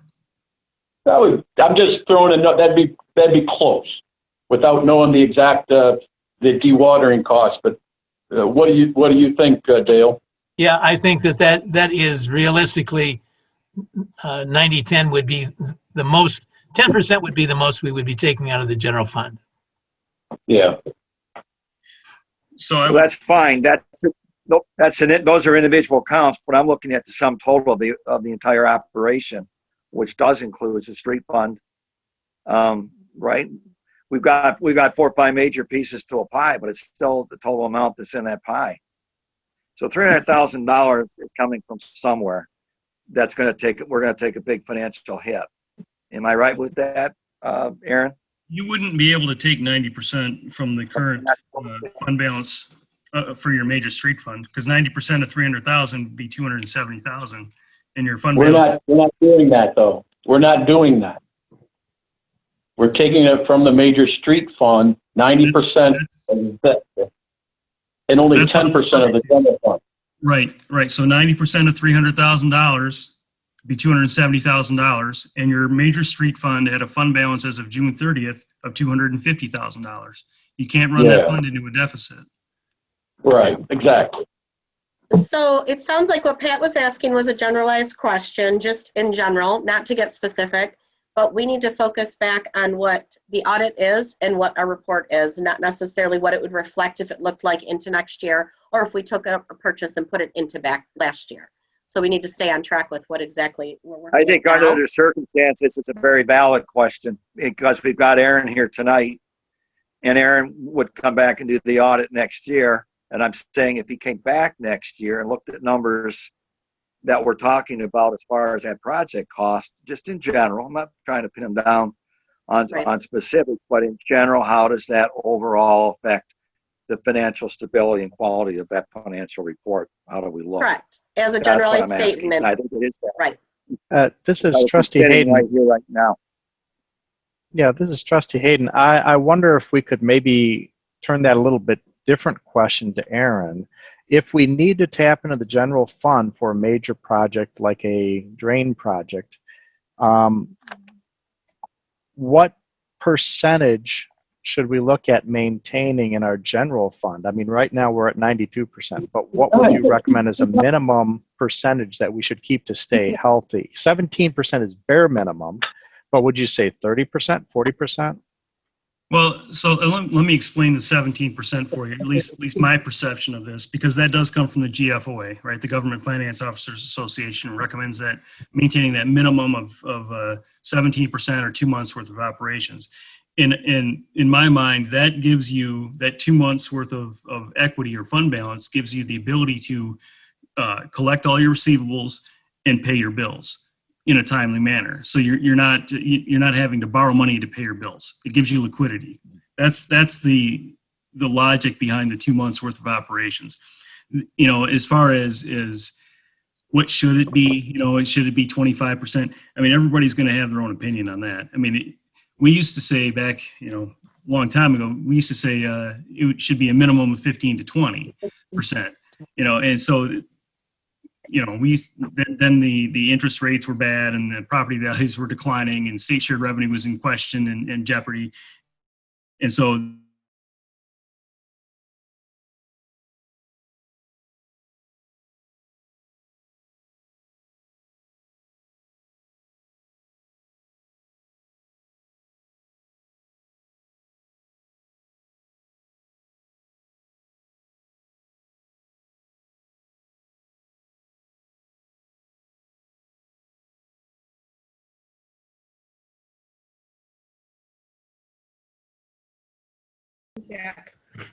So Pat, I'm sorry, were you done with your question? I didn't want to move on before you were satisfied with what your question was. Are you set? I'm okay. I'm not totally satisfied, but I'm okay. Okay, I'm just making sure before we move on to somebody else. Did anybody else have any questions at this time for Aaron? I will just say one last thing on it, Tanya. There's an economic, an opportunity cost concept. And while we may not be going into the debt or anything, opportunity cost very simply is when I make one economic decision, I'm precluding from making another economic decision. So that's all. Just be aware of that sure, we might have the funding. It's like if I told you I had $100,000 to spend and I went out and bought a car for that $100,000. Well, that's fine. It's gone and I can pay for it. But that precludes spending that $100,000 on other areas. That's all I'm saying. That can be also important. I'm done. All right, thank you. Point taken. Anybody else have any questions at this time? Yes, Trustee Hayden. I did note that you had mentioned, and I saw this in your presentation, I also took note of it in the material that we had in our packet, about a log of all mail payments is not kept. It seems to me that would be something that we could fairly easily maybe implement, like maybe have better logging of activities like that, since we can't fully separate that. So I'm wondering if that's something that we could fairly easily implement in terms of implementing some better logging of payments that come in from the mail like that. And We need to discuss that more. At this point in time, I do not recommend to council that we implement new tasks for staff to handle with regard to any of these matters. And I'm not convinced that it adds any particular value to us to do so. But rather than have council even consider discussing or deciding that based on a suggestion from the auditors, if you want to talk about it more, we should bring it up and talk about it more. But I'm telling you, at this point in time, it's not an item that I would recommend that you implement. okay, and I would not consider it until after we are back into full staffing anyways of making any changes. Just for future consideration, I was just looking for things that could maybe incrementally improve our audit, although it's a very good audit from what I see.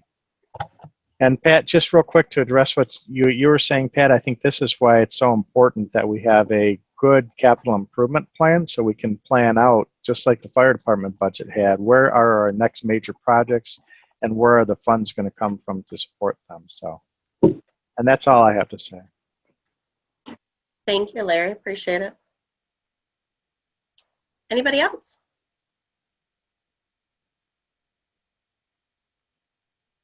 All right. We thank you very much for your report. We thank you very much for joining us. And I'm sure if we have any further questions that Dale can send those along for us. Absolutely. Thank you again. Thank you. Thanks, Aaron. Item B is the Halloween discussion, and I'll turn that over to Dale as well. Excuse me, Tanya, do we need a motion to accept the audit report? That would be appropriate. I see that in Dale's memorandum.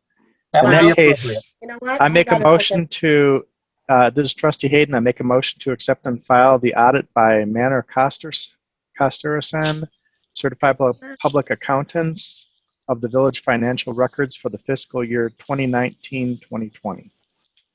Trustee Eshman, support. All right, thank you. We have motion by Councilman Hayden, supported by Councilman Eschman to approve and file. Do we have any questions or discussion on the motion?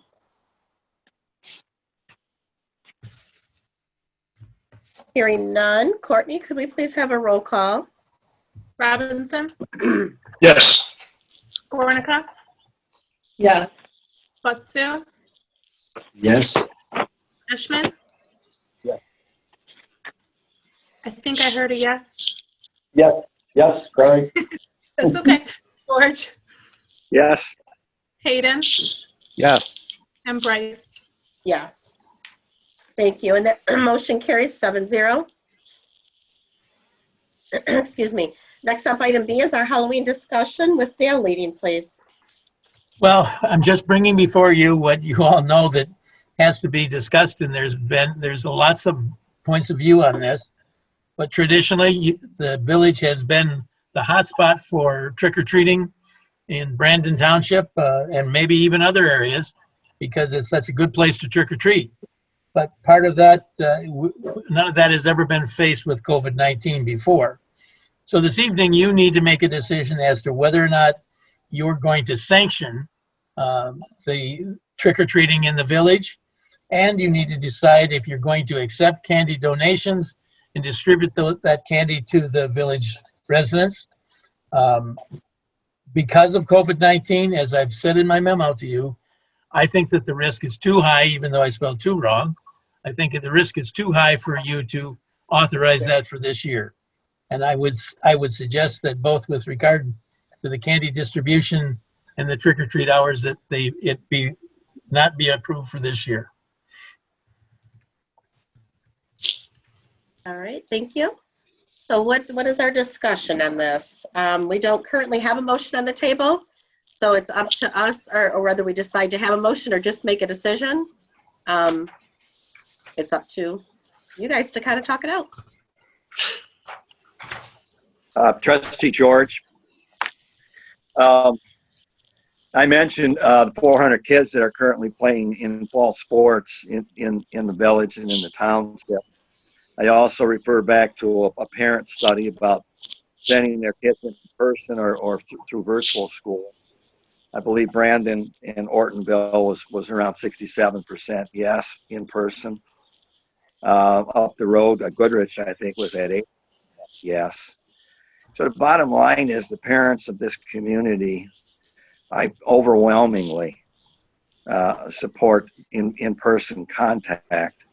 And I say this, if I'm a parent and I have concerns about the safety, health and safety of my child, I'm just not going to send them out. So that's it. That's the decision. And the young lady that spoke earlier said in her personal opinion, yes. In my personal opinion, I'd say yes. On a typical Halloween, weather permitting, I'll see 600 kids. 600. I don't know. I think sometimes I'm seeing 600, but I distribute 600 pieces of candy on a typical Halloween situation. You say, wow, that's a lot of kids, and so that's a big mob scene. And I think people are also aware that we're not just seeing our own local kids. It is an extremely popular place, Ortonville, for trick-or-treating. I know for a fact we see also kids from other areas. And that would be like, well, wow, now you're really up in your chances of COVID contamination. So my personal opinion is, if I'm a parent of a child and I have any concerns, I'll keep them home. And if not, I'll send them. I'll go with them. Sure. Let me finish. I'm almost done. But if I'm a homeowner, I can elect to turn the porch light. Or is the village distributing candy to those of us? Maybe this year I'd say no, you don't have to do that. But I would leave it up to the individual homeowner whether they wish to choose to. Same thing with the kids. If they don't, they'll stay home. I'm done. So in other words, I would say let's go for it and give them that hour to trick or treat. This is Trustee Buckley. Pat, are you done? Trustee Butler, okay. I agree with everything Pat just said. If there's a concern, parents should keep their children at home. But I think it's the kids look forward to this. They're going to be outside, socially distancing, pretty much. And we also give out 300 to 400 pieces of candy, and the kids look forward to it. So I say I'm all for it. I am not for the cider and donuts, however, because right. I think Dale, you're right on that. There's a little too much close contact, and this year we can opt out on that. But for regular trick or treating, I'm all for it. Thank you. This is Trustee Robinson. I'm for it, but we need to be highly concerned because we're going to probably be one of very few communities that's going to allow it if we move forward with this. And so you think we have a lot of people, a lot of kids now, we're going to be inundated with a whole lot more. So just keep that in mind. This is Trustee Hayden. I think my shirt says it all right there on terms of my feelings about Halloween. So I'm definitely all for it. I think we can do it. I think it can be safe. I agree with Pat that everybody, I already know from hearing a lot of input that there's going to be many people who, whether we allow it or we officially do anything or not, they're still going to pass out candy, and there's still going to be people bringing their kids into town. And my feeling is that the considerations we have to take a look at is, besides COVID, what other safety factors are. I think that if we know there's going to be a lot of kids probably trick-or-treating anyways, and we know there's going to be a lot of people probably passing out candy anyways, like I will be, I think that we need to make sure that we have a safe venue for that. And I think that we should still consider closing the streets like we normally do. We should still consider having CERT present in town to kind of monitor and patrol and make sure that if any incident does happen, they're there for safety reasons. And I think as Pat and everybody has been saying, people do have to, they can be responsible for whether they feel safe to do it or not. And if they don't feel safe, they don't have to participate. We certainly should provide information and recommendations on how to trick-or-treat safely, but obviously we can only just give recommendations to people and provide information, and it's up to people to take the individual responsibility on what they feel safe about. The other aspect is, since, as Mark mentioned, we may have a lot of people, maybe more than usual, even perhaps if other communities are not doing trick-or-treating. I think we should consider whether 1 hour is adequate time, or whether we should extend the time so we don't have as much crowd, so it can be spread out more in order to allow better distancing and stuff like that for the people, so they don't all have to be crammed in 1 hour. So that would be one consideration I would ask, is maybe we extend the hours so that we can accommodate more people and have them safe and not as crowded. And another aspect is that with the governor actually just recently relaxed the orders. I did try to send a link to everybody prior to the meeting, but she is relaxing the restrictions around outdoor events. So now more people are permitted for an outdoor event. So I think we're going to be okay under the governor's orders as well. And that's my input. I think we should go forward with it. Yeah, I think she's restricted those effective October 9th, if I recall seeing that. But yes. And I agree with everybody that has spoke. There's no way we could, even if we decide not to do it, if they're going to do it, they're going to go out there anyway. Let the parents parent. There's a lot of big brother out there. However, for the other people on the other side, we have also other residents that feel the other way as well. If they don't want to participate, then they can not participate and leave the porch light off. However, the CDC, I just want to put it out there, the CDC strongly discourages trick-or-treating, as well as Oakland County and right now the state. So I just think that we just, to put that out there for a matter of record, that the CDC discourages it. So I want those residents that don't want to participate know that we are taking into account the CDC guidelines as well. Can I bring up one more item? This is Trustee Robinson. I just want to bring up one more item. And since we have our attorney online, if we approve this and move forward and allow the trick-or-treating, do we put ourselves at risk of any liabilities as far as council or the village, for doing so? I mean, no attorney is going to tell you you can't possibly be sued, but to the extent that I can't see an obvious way in which the village is responsible for kind of a known risk, as long as people are not being encouraged to violate the governor's orders, which are an ongoing thing. So I'm not aware of any reason why the village would be liable for something happening during trick-or-treating, other than if it were something that was happening like at a village office, if the village were to do something, directly in its own building or something of that nature. So if it's the consent of council to go forward with it, I think we do need to be diligent in saying that, that the parents, make sure that the child is socially distanced and wear masks or whatever they have to do to protect themselves. But I had another comment. It'll come back to me. 1 hour time limit. Well, the 1 hour time limit. Pat's going to be 1,200. Excuse me. Otherwise, Pat will be passing out 1,200 pieces of candy if you extend it another hour. I shot the light off at 600. Pardon? I didn't mean to interrupt. I actually did. Kelly and I shut the light off at 600. I'm done. Oh, all right. Yeah, and that's an option too. When you run out of candy, you turn the lights off too. I was just thinking as a way to allow better social distancing, so you don't have a big mob at each house at one time. And I think the Scortica's recommendation that we include anything in your communications that encourages compliance with all county, state recommendations. I think would make sense. So just one more comment. I think that puts the village in a better position if you cite those in any communications you make to your community. Right. I want to just make this comment. I think you have to be very careful and knowledgeable of the fact that if you take action that is in contrast to what the CDC and others are saying, to assume that does not in some way implicate you for liability. I disagree with what our attorney has said to you.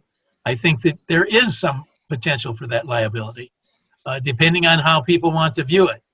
I'm not suggesting to you take one action or another, but I think you have to understand that the recommendations that nothing in the governor's order that just recently came out that Councilman Hayden brought to our attention spoke to trick-or-treating.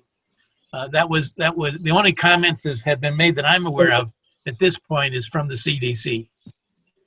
And it was just expanded, effective October 9th. It was the date change in the gatherings, but there was something. Her latest executive order also said, as well as the county and at the state level, as well as the CDC level, saying that they strongly discouraged activities at night, particularly involving children. Like the football games and things like that, which would include Halloween. But another thing that I think we need to be mindful of, and I don't know, and I haven't heard anything other than the library is closed for 2 weeks because of a potential COVID case. I don't know if that was determined to be positive or not. So if that was positive, then we potentially have a COVID, in the area. So just something to think about. We haven't heard from Dan or Mark Butsu yet, so do we have input from them, please? Mark did speak. I did speak. I was more in line with I am in line with what Pat George was talking about. I agree with him. I agree that a time limit, like pretty much like we've always done, minus the donuts and cider at the end and the bonfire. But I think I don't think we have to go out and promote so much what we're going to do, but let the parents send their children out if they wish. We did this even before CERT was available, and I know Larry, that's important, and if they want to get on board, that's good too. But then it looks like we're making this a full-blown trick or treat like always. I have to think about it a little bit more, but I am all for continuing on with the tradition that we've always had in the village. Thanks, And Pat. Dan, what are your thoughts? Thank you. So first of all, not to beat everybody's comments up, I think all the comments tonight were well taken, well received. I am supportive of trick-or-treating. I do believe that most parents, we've been in the pandemic now for how many months, and everybody knows what social distancing is. They know what the proper masks are wearing and how to best defend themselves, as we all have been when we venture out into the public. So I am supportive of it. And, the additional hour, I don't think guarantees we're going to spread out the congregation. I think there's always going to be that first swarm of people, and the additional hour is just going to leave people's lights on for last minuters, whatever. So I do not believe we should add the additional hour. I think we should keep it to the 1 hour, and I think we should post it in the paper that we're going to be supporting the Halloween activities minus the cider and donuts, with CERT team to support street activities, car activities. And I make a motion that we move forward with supporting trick-or-treating, given those comments. I'd like to hear Tanya's comments. She asked for everybody else. Sorry. What is Tanya's comment? Well, thank you. And that was kind of it. I wanted to kind of hear everybody and then give some thought. We're talking about trick-or-treating as a whole. Trick-or-treating has many different aspects to it. And I know we did separate out cider and donuts, but it's kind of part of that discussion, as Mark mentioned. I guess my questions is, does it follow executive orders? We're not quite clear on that. Does the village want to do donations and accept the candy? Does the village want to have CERT go out and be a part of it? Does the village want to do the cider and donuts? Or does the village want to allow residents to make their own decisions and the village to be, kind of step back? Does the village want the Brandon Fire Department to sound their horn? Or does the village want the residents to do those things on their own? Does the village sanction the event or allow these residents to make their own decisions for their own properties? So those are the things that I'm thinking about. We keep kind of talking about many different aspects, but not pulling them apart. Trick-or-treating is one thing. Many of us are well aware on social media, everybody's talking about it and everybody's going to do it no matter what we say. In order to stop it, we would have to say we want a curfew. And that's just not going to happen, nor do I personally feel that's our right. But what part does the village want to partake in it? Or what part do we want our residents to go ahead and we trust that they're going to do their own and make healthy decisions on their own? So this is Trustee Eshman, and Tanya, you made all good points, good questions, right? And to me, if we're going to support it, then we need to support it with the sounding of starting and stopping. I don't think we should just try to pretend we're not having it when we do have it. I think CERT teams should be out there controlling traffic to keep the kids safe. I don't think we need to take solicit candy at the offices. We just let the people hand out to what they can, and when they're done, they turn the lights off. But I don't think we should just piecemeal the support. We either do it the way we've been doing it minus the candy donations, or we don't do it at all. I agree with that. The main concern I have is with traffic, because people are going to be trick-or-treating and they're used to the streets being closed. And if we don't have the streets closed, this is where I would have real safety concerns, because we're still going to get kids running across the street and traffic coming through there when the kids may not be used to that. It would be normal. I think Dan Eschman already made a motion, and this is Trustee Batsu. I'd like to support his motion to continue on with the tradition of Ortonville Halloween, minus the trick-or-treat donuts and cider. And if you don't mind, I'd like to amend my motion not to receive public candies at the office to be handed out later. That's the only thing I would recommend. Amend my motion to just take that piece of it out. Trick-or-treating only. Trick-or-treating only, not. Yeah. And I support that amended motion. And if you don't mind repeating your motion, please. May I suggest to you that Mr. Eschman make a fresh motion that includes these items he's talking about? Okay. Okay, so sorry for the confusion. Trustee Eshman making a motion to move forward with the Halloween activities, but not take public donations at the office. Trick or treat only with no cider and donuts, but we'll still support trick or treat as normal for public safety from a CERT team, and we'll still support the hour-long activity with the horn fire department sounding the horn at beginning and ending the hour. And the street closures, Dan? Hey, listen, I just want, but no, to me, we're going to continue for minus public donations, because I think everything else is high. Cider and donuts. And minus the cider and donuts. Thank you. I'm sorry, Courtney. Could you piece that? No. So Dan, the cider and donuts is a separate discussion item. Are you wanting to set that aside? Yeah, we'll just set it aside.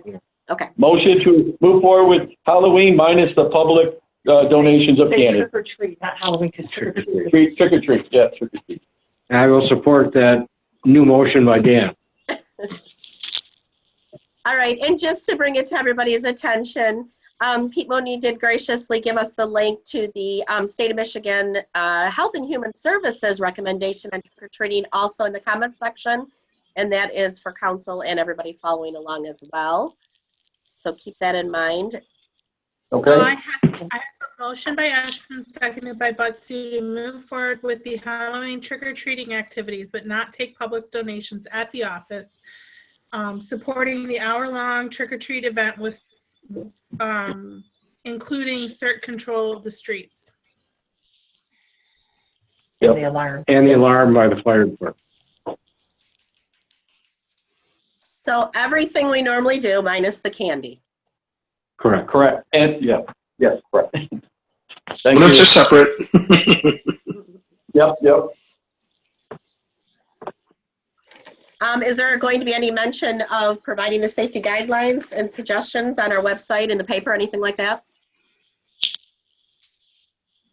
I think we can, I don't think that needs to be part of the motion. I think any comment of the notification in the paper can be made such that we use common sense for social distancing, masking. I think Dale can write up. Yeah. I don't think that needs to be part of the motion. By the way, just a comment on it. I do believe that the recent recommendations not to have evening activities is more related to the mosquito spraying they were doing rather than anything specifically about COVID, just as a note. Thank you, Larry. All right, so we have a motion on the table by Councilman Eschman, supported by Councilman Butsu. Is there any other questions or comments on the motion or anything related to? All right. Courtney, I believe we are ready for a vote, please. Gornica, Yes. Butsu, Yes. Ashman, Yes. George, Yes.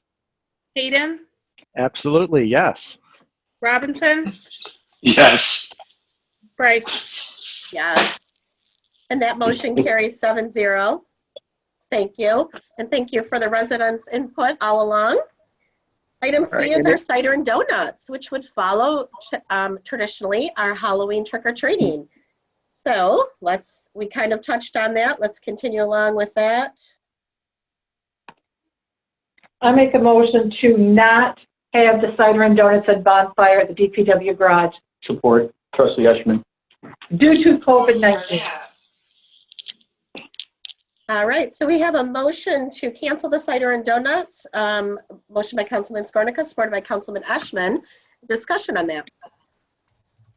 Just a question that we had heard already that Fred Waybrand is considering a movie night in the village instead. So that could be something that could be safely done in place of cider and donuts. So I think that would be a nice alternative. Great. Not on Halloween, not on trick or treat night though, right? I mean, this is Yeah, it'll be on trick or treat night over at Sherman Park. If this is regarding cider and donuts, that would have to be separate discussion, right? That's a separate motion. Yeah, separate motion. Well, that would require Fred to put in an event permit to do that. Exactly. And we would have to approve that's it. what I was talking about earlier. That ultimately he would put in if we go ahead with this, he'll give us the permit that we can okay. The movie again is Hotel Transylvania, and the age group is 5 to 10 years old. So that I believe it's more of a cartoon than a movie.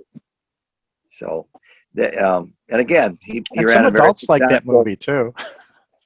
I know. You got to look for the adult underlying things. Tanya, you're muted. The President Bryce, you're we had a muted. very successful movie night in August, for gosh sakes, right in the heart of COVID. And I mentioned again all the stuff he's got going on this summer recreationally and this fall recreationally. He knows what he's doing. So that's his request. Will we okay a permit for him to show that? Yeah. All right. Well, we have the motion, and Tanya, you're muted right now. Sorry about that. There you go. Currently, the motion cider and donuts. I didn't want you to hear me coughing. And so that we're going to stay on topic with that, and then we're more than welcome to go ahead and discuss the other. Yes. We have a motion by Councilman Skornicka and supported by Councilman Eschman. Is there any discussion on the cider and donuts at this time? All right. It looks like we're ready to vote. Courtney, could you please help us out with that? Butsu, Yes. Ashman, Yes. George, Okay, now are we voting for cider and donuts or against it? To In other cancel. words, the motion is To cancel. not provide cider and donuts. Is that correct? The motion reads to cancel the cider and donuts event at the DPW garage for Halloween 2020 due to COVID-19. Okay. Yes, I would agree to that motion. Hayden, Yes. Robinson, Yes. Cornica, Yes. and Bryce. Yes, thank you. Motion carries 7-0. Regrettably, yes. Mm-mm. And then Pat, excuse me, you wanted to continue along with that? Well, I would make a motion that we allow Fred, give him permission to show his movie, Transylvania Hotel, and of course give him a permit to do that. Is that in place of the cider and donuts? Is that kind of what you were thinking? Okay. Yeah. I think it would be a good substitute. So that's the motion. Well, we allow Fred a permit to show the movie that night, Halloween night. All right. Motion by Councilman George. Do we have support? Trustee Hayden, support. All right. We have a motion, whoops, by Councilman George, supported by Councilman Hayden. Questions, comments? So Trustee Eshman, my thought on that, as much as I think the thought is all good to have the children come to watch a movie, but to add that onto trick-or-treat night for 5 and 10-year-olds, I think it's been a long time since I've been a parent with young ones, but after trick-or-treating, to get them to sit down in a socially distant manner to watch a movie, I think is too much to ask for. So I will not be voting for it. This is Trustee Butsu. I think the congestion of the reason why we're not having cider and donuts on a wood pile burn is because of the social distancing aspect of it. There's too many people in one area, and we're trying to thin the herd a little bit, I'm thinking. And by having a movie night and adding people coming and driving, and Dan Eshman had a good point too. Kids, I just think it may be chaotic over there in the darkness, and I cannot vote for that either. I'm sorry.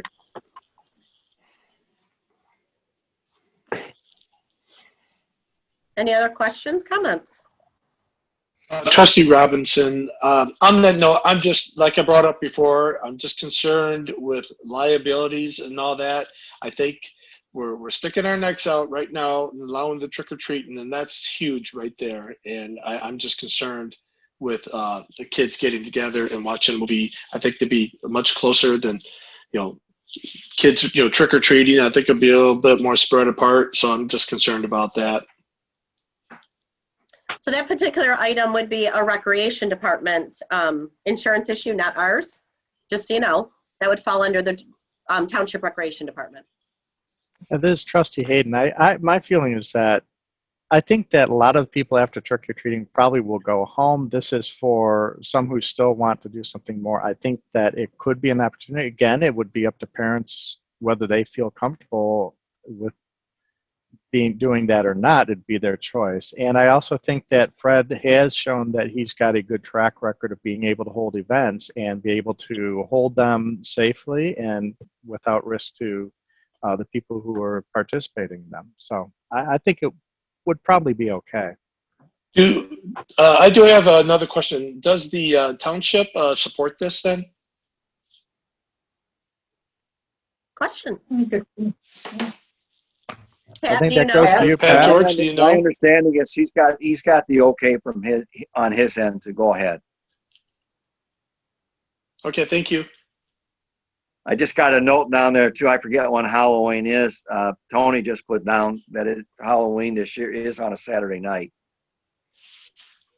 If that makes any difference, it's not a weekday night. It's a weekend night. Yeah. So I think for me, it follows the same questions. Does it follow the executive orders? Yes.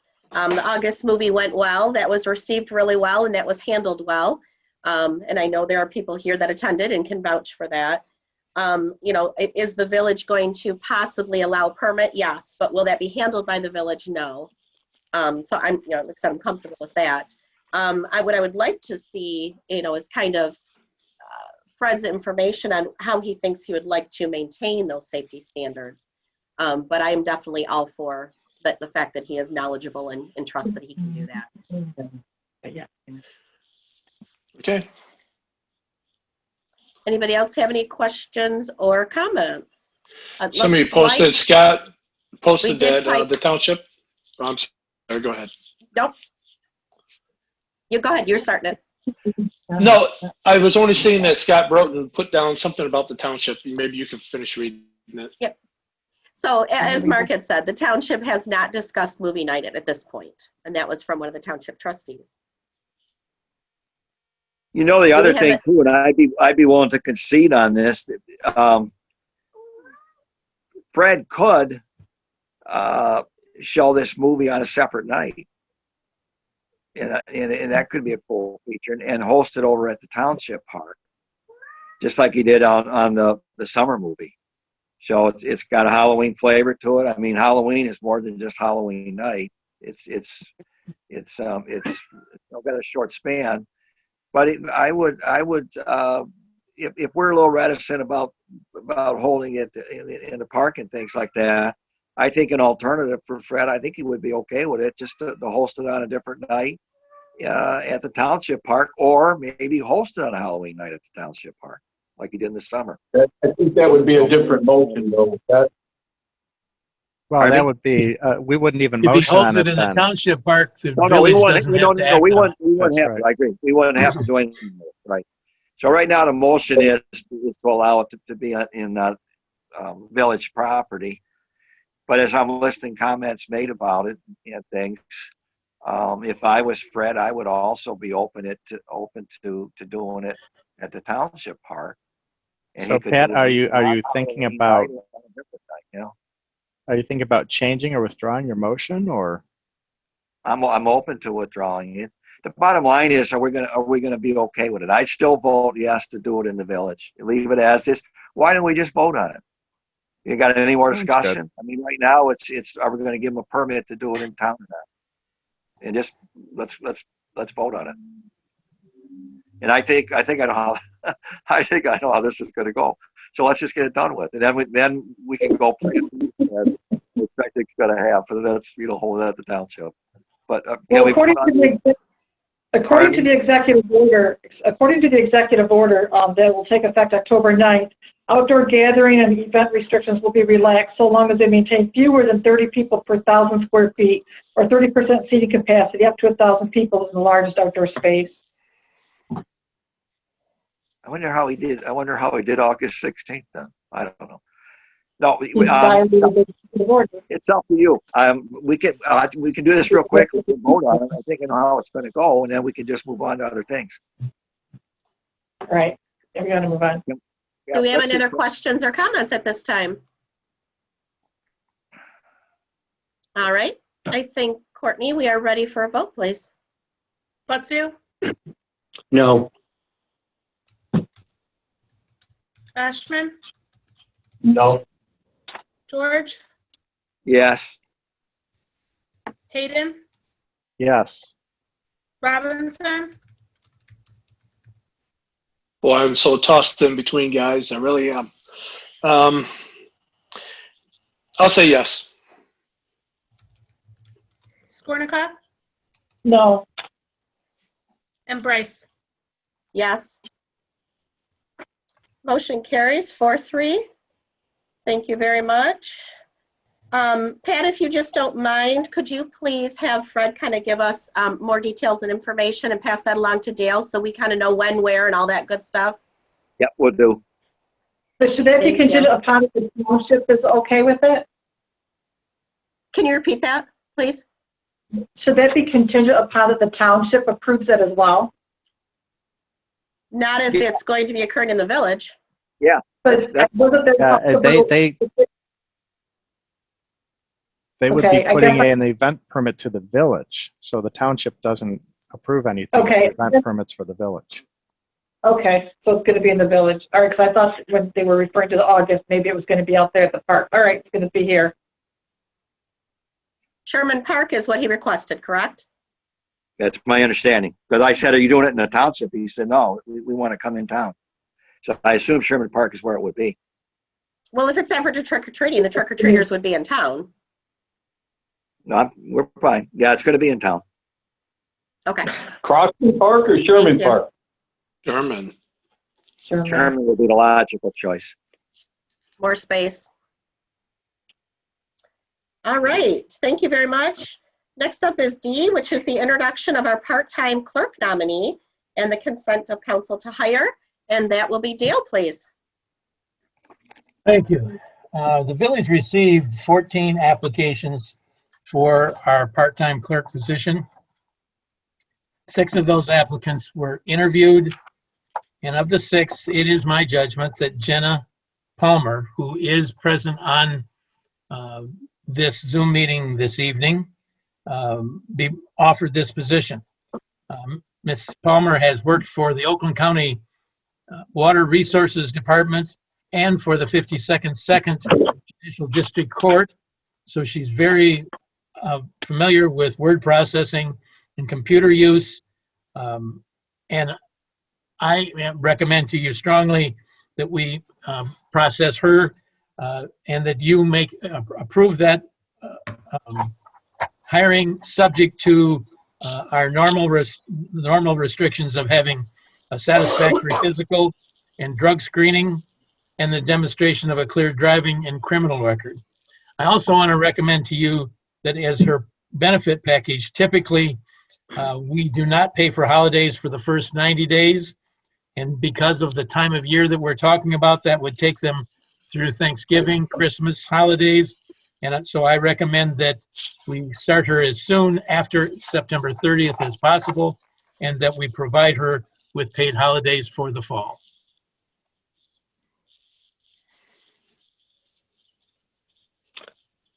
All right, excuse me, thank you.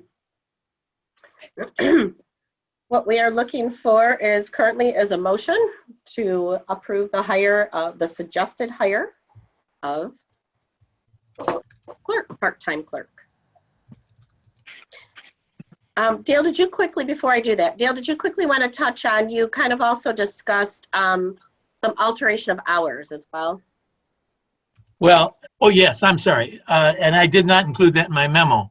But because of the learning curve that any new person is going to take in this position, I'm asking to start Jenna out as a 40-hour employee, at least through the end of the year, to acclimate her to the duties and responsibilities of this position, and give an opportunity for our treasurer to help acclimate her to those responsibilities. Thank you. Excuse me. Would you like to entertain a motion at this time?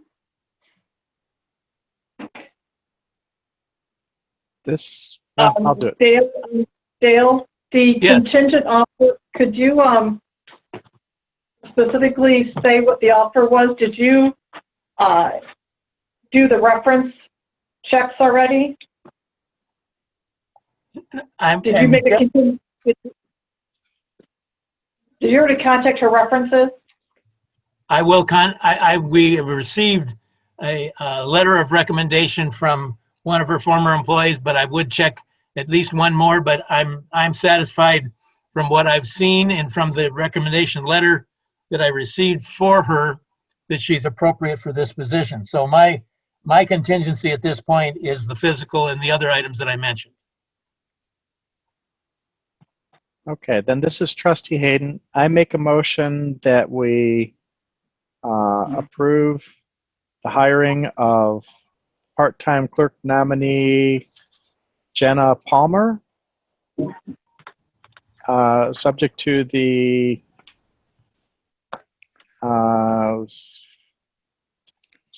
terms of employment that were offered to her, with the exception that we would, in the benefit package, allow her to be paid for the upcoming holidays. Dale, was that through the rest of this year you were thinking?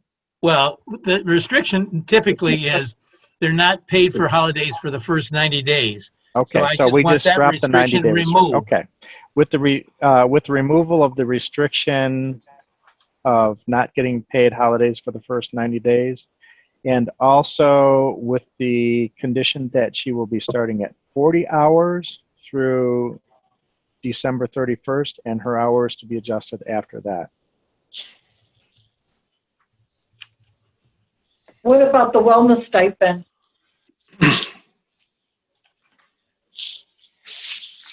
There's no mention of that in there. If you're paying, if you're. Are you saying any change in it, or it's automatic? But are you saying there's a change in the wellness stipend? I'm assuming our standard benefits is what we offer all the rest of the employees. What we Right. have in our I'm standard suggesting that all of the other standard benefits remain. You're not entitled to the wellness stipend until after 90 days, because 90 days is your probationary period, and you don't have benefits during that 90 days. So since you're making a request to bypass the typical paid holidays due to the fourth quarter, are you also suggesting, or how will we pay out the wellness stipend? I think we need to have a clear understanding of what the offer is. And the wellness stipend is part of the benefit package. So what is that offer?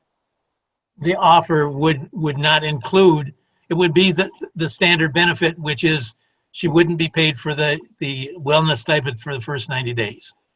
She would not. Would not. Right. Okay. So none of the benefits would be changed besides the holiday pays. Yeah, so everything basically everything in your original letter offer of employment to her, with the exception that we are going to waive the 90 days for paid holidays.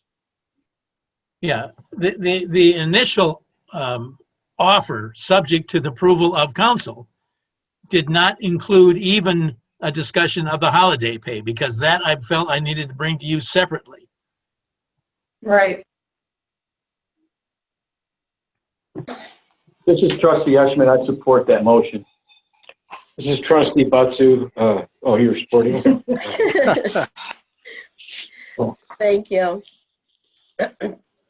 All right, so would we, Dale, did you plan on doing a quick introduction for us, or no? Did you want to wait till after the vote or beforehand? If Jenna can make herself seen, I don't know if she can, but if not, Jenna, if you would just say hello to council, I'd appreciate it. Hi, it's nice to meet all of you. Hi, Jenna. Can you just give us a quick introduction and why you'd like to hang out with us some? Yeah, I've worked with government jobs before, and I really enjoyed them. I'm really organized. I like to stay busy, so it sounds like there's a lot to do. So I'm excited about that. What experience do you have in taking minutes? I did it for the cross connection unit for the water department. It's a very small department, there was like 8 people.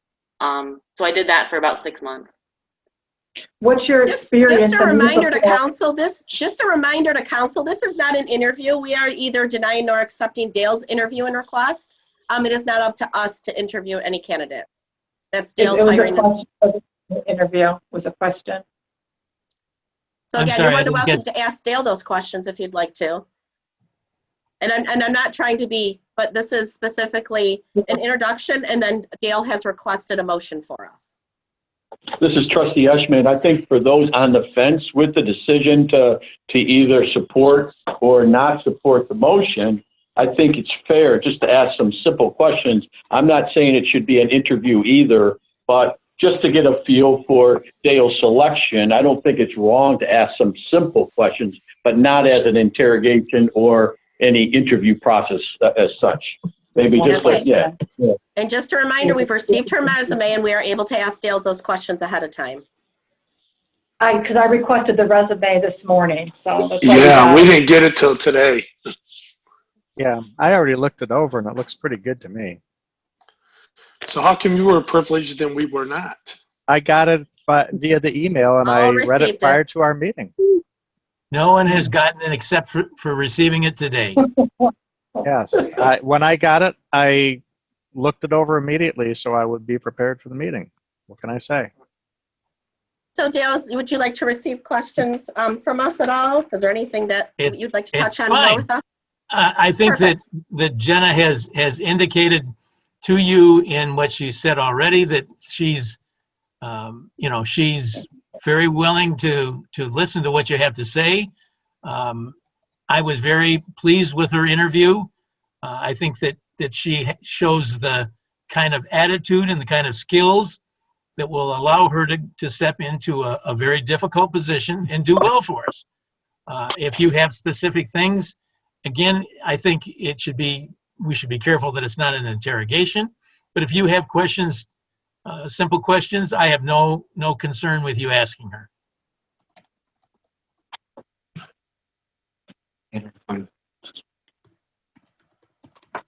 So do we have any further questions? Are there any further questions? All right. Do we have any other comments at all before voting? Who supported? That would be Dan Eschman. Thank you.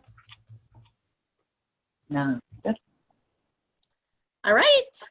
It looks like we have a motion on the table by Councilman Hayden, supported by Councilman Eschman.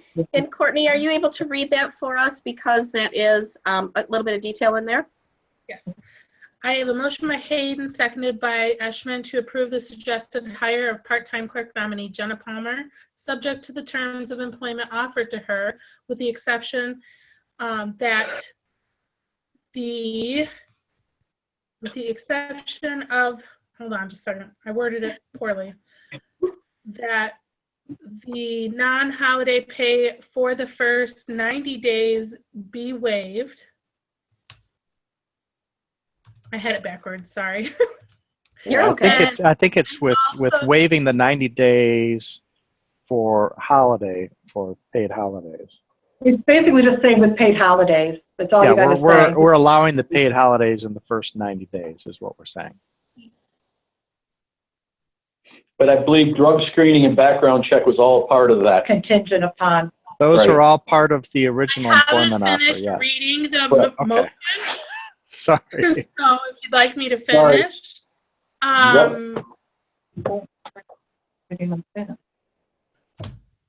With the exception that the non-holiday pay for the first 90 days be waived, which I understand, I can change that in just 1 minute, and also allowing her to work 40 hours per week through December 31st, 2020, with hours being adjusted after that. And the motion did not include the rest. Your motion, Trustee Hayden, didn't include the contingencies listed, but those were they were in the original letter, so that's why I did not include them in the motion. Do you want them included in the motion? They were in the offer of employment, and I know all of us got a copy of that a while ago. So I believe that those are covered in the offer of employment already. If you're not willing to amend that motion to include the background and drug screening as part of the motion and the offer, I'm willing to do that. I am okay with amending that if we feel it's necessary to include that. That's fine. Those are our normal standards of procedure for hire, so those but do I think not that's need to good to necessarily include be in the included. motion. Okay. So then I'm willing to amend my motion to include the let's see what we had. To include the contingency on the physical check and the clean driving record check. And is there also drug screening in there too? Yes. Yeah. Yes. So those three contingencies then. Demonstration of a clear driving and criminal record. Yep. Clear driving and criminal record, drug screening, and physical. I'm supportive of the amended motion. Trustee Eshman, sorry. So Courtney, I'll let you finish, and when you're ready, just let us know.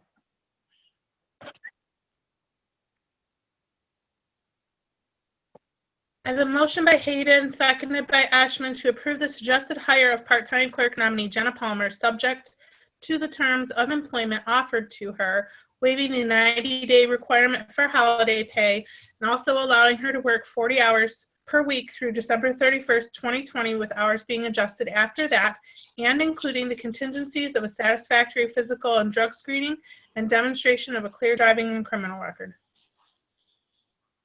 Sounds good. Thank Any you. further questions or discussions with the motion? I would suggest that the motion be split, 1 to hire and 2 the benefits. What is council's request? Agree, disagree?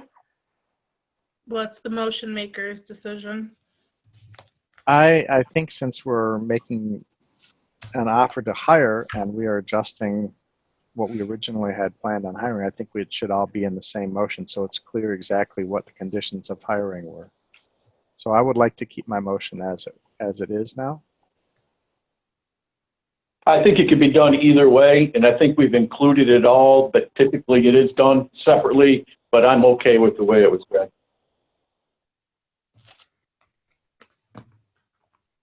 Any questions or discussion from council on that? Any questions from discussion from council on that? All right. Looks like we are ready for a vote. George, No. Hayden, Yes. Robinson, Yes. Skornica, No. Butsu, Yes. Ashman, Yes. and Bryce. Yes.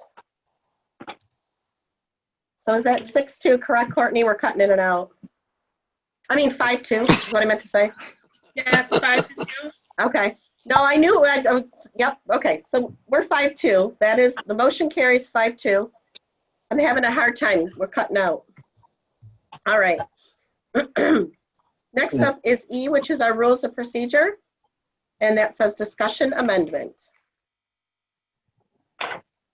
So am I turning that over to Dale? It has been requested by a member of council or one or more members of council to review the rules of procedure and to consider the amendment with regard to one specific rule, which I have placed in your memo, the authorization for contacting the village attorney.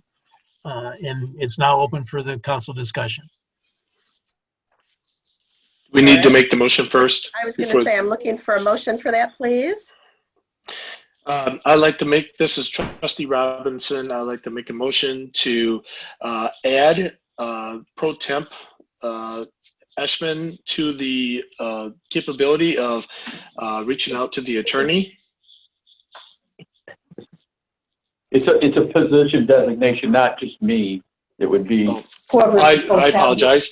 Oh, I'd like to make the position designation for the pro temp to have the capability of also reaching out to the attorney, as well as the village manager and the village president.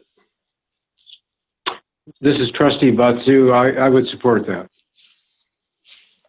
All right, we have a motion on the table by Councilman Robinson, supported by Councilman Butsu. And now we are looking for any questions, discussion?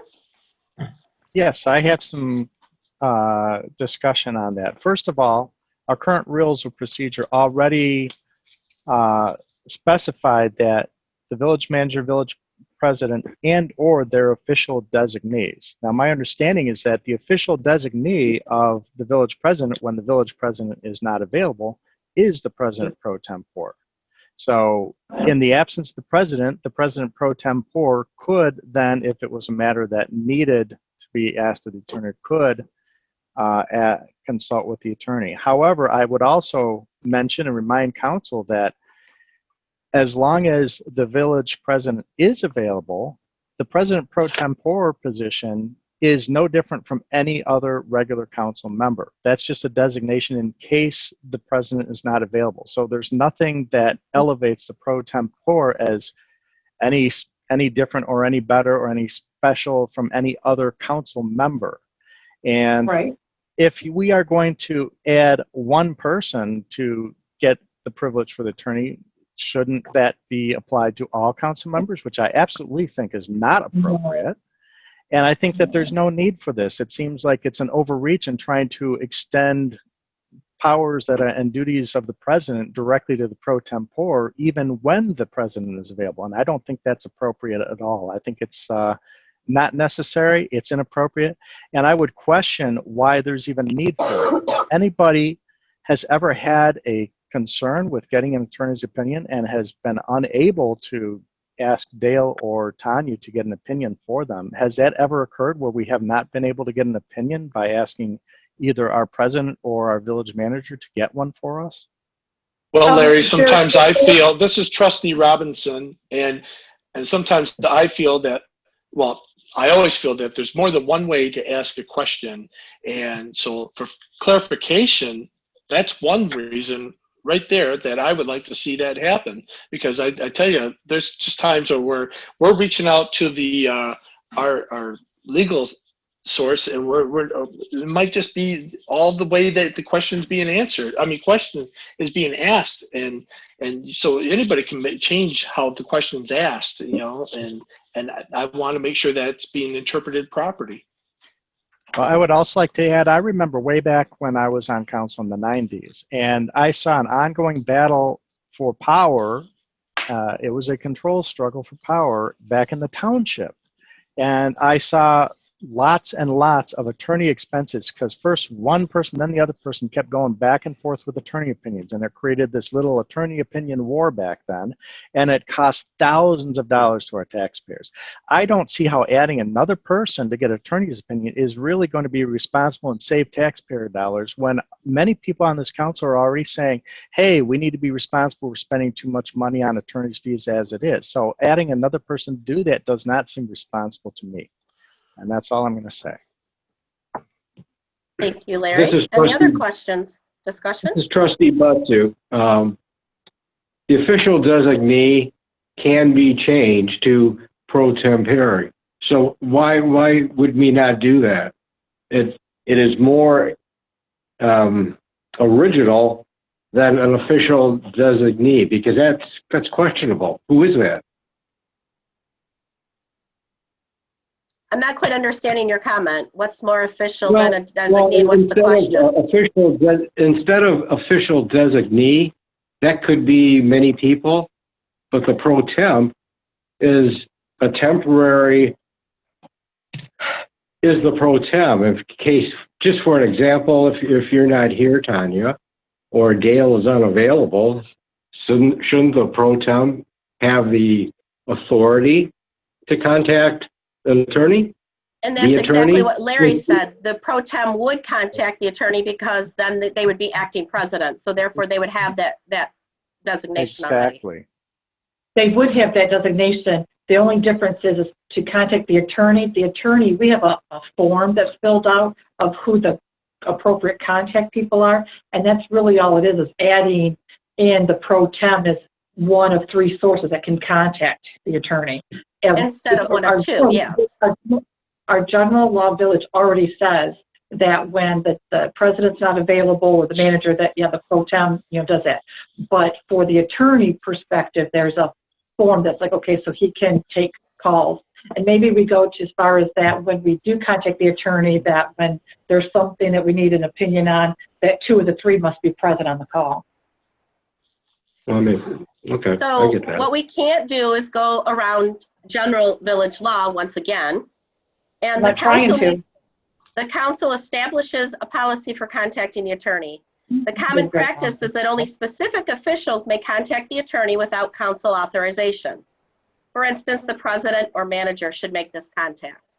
The manager is our main contact. The president doesn't contact unless the manager can't, or if there's something about the manager by chance, if there was a question. So we have one designated contact, and that is our manager. If by chance that's not possible, we have a secondary contact. In an emergency situation, we already have a third contact. So what you're asking to do is change it so that there's a different form of contact instead of there being the manager contacting, that say the president or the pro tem could contact at any reason just because. And that's not the way it's standardly set up. We have a pecking order. I see many times that one or both of you are contacting the attorney, and we have no clue as counsel of what is being asked and answered. Well, you would get that in the response from the attorney. You get the exact question asked and the exact response, and it's emailed to all of us. No, we don't. Okay. So this is Trustee Eshman. So first of all, I heard comments about a power struggle or whatever. For me, it's not about power. For me, I have no reason to even go to the attorney, and that's not my MO. Like some practices have already been shown, it is an MO. But my concern is about the overall transparency as discussed. And if Mark, Trustee Robinson would want to reconsider his motion to just have the council president pro tempore be along with that call when a call is made. I have no reason to go to council for recommendations and or to add to the village or the cost to the residents. That's not nor would be my MO. All I want to know in terms of in good faith and transparency is to what is being discussed behind the scenes that we are not privy to, and we're only privy to it unless we are specifically asked of it, that we don't get the full answer. So that's my thought on it. Or we get somebody's interpretation of it. Exactly. Okay. Well, then really, I this can. This is just saying, or their official designee, like Mark said. All we're doing is just inserting pro tem, or like I suggested, that we just say 2 of the 3 people have to be on the call. The official designee for the manager would be the clerk, as that's stated in the general law. Their designee is the clerk when they're not available. It's already a law, it's already stated. We can't go around these items. But if we would like to check with local communities and see what they do, and we can verify what is best, and we can also check with our municipal attorneys and see how many people and who they are in their offices that play those roles. And then maybe we can evaluate whether we're doing something that might be inconsistent or that might benefit us. This is Trustee Butsu. If that's the case, if you could pursue that, Tanya, that would be great. And we could add that on. I think that would be Dale, not Tanya. Our village manager would research that. Yeah. No, okay. Or Dale. If Dale could research that, and maybe we can discuss that at an upcoming meeting. October meeting. Yeah, October's would be great. I don't know how much is on the agenda yet, but that would be good. So what we're looking for is what the surrounding communities do? Is that what you're asking? Correct. That would be great. And also, do we want to know from the municipal attorneys what is standard practice in their office? No. I don't think I would like to. It's not about, I think council has the decision. We have the rules of procedure of how we want to operate our office, and that's what the rules of procedure give us the ability to do, to be able to govern how we want to run things here. As long as it does not contradict the general law of village. Of course. Right. And that way Dale can can do his research and just get back with us so we know and can discuss it a little bit better than right now. Okay. And Dale, if that's the case, then I would appreciate if Dale does his research. I would like to know what communities are doing exactly what, and I want to list all those communities and what their methods are.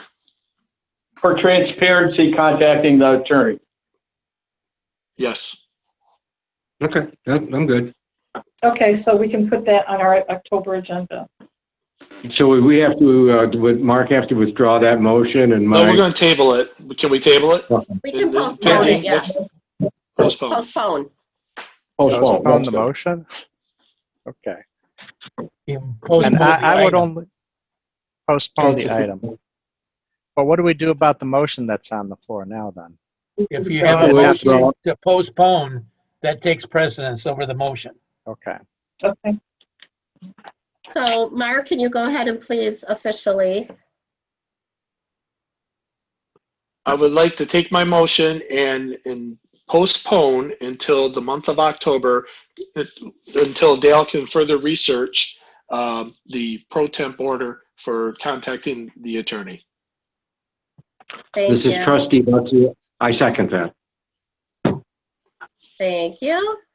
Just one comment on that. I would ask Dale in his research to try to find communities that are similar to Ortonville, because practices in a large city may be different from small communities. So I would probably look to see more what smaller communities more our size are doing, if the rest of council agrees with that approach. I think we need to hear from all the different sizes. You can put, Okay. yeah. But then in that case, then at least include what size the community is, what's, how large they are. That would be helpful in understanding. We definitely need to differentiate. Yes. Figure out that. That's. You say it again, Colleen. I'm sorry, I couldn't hear you. That's okay. I guess she was commenting that Dale can figure this out. All right. So next up is F, which is our IT email investigation. We need to vote on the motion to postpone, I believe. I'm sorry. You know what? Back my truck up. So, no, we have the motion. I have a motion by Robinson, supported by Butsu, to add to postpone the decision on the pro tempore capability of contacting the attorney until the actual meeting. Thank you. Any other further questions or comments before we vote on that? Excuse me. All right, Courtney, we're ready, please. Eden? Yes. Did I miss something? I'm sorry. No, thank you. Go ahead. Eden? Yes. Robinson? Yes. Cornica? Yes. Butsu? Yes. Eshman? Yes. George? Yes. Bryce? Yes. Thank you. That motion carries 7-0. Next up is item F, which is our IT email investigation. I'll turn that over to you, Dale. I have nothing to add to the memo that I gave you. It's my understanding from the last council meeting that some members of council want some type of IT investigation with regard to emails conducted.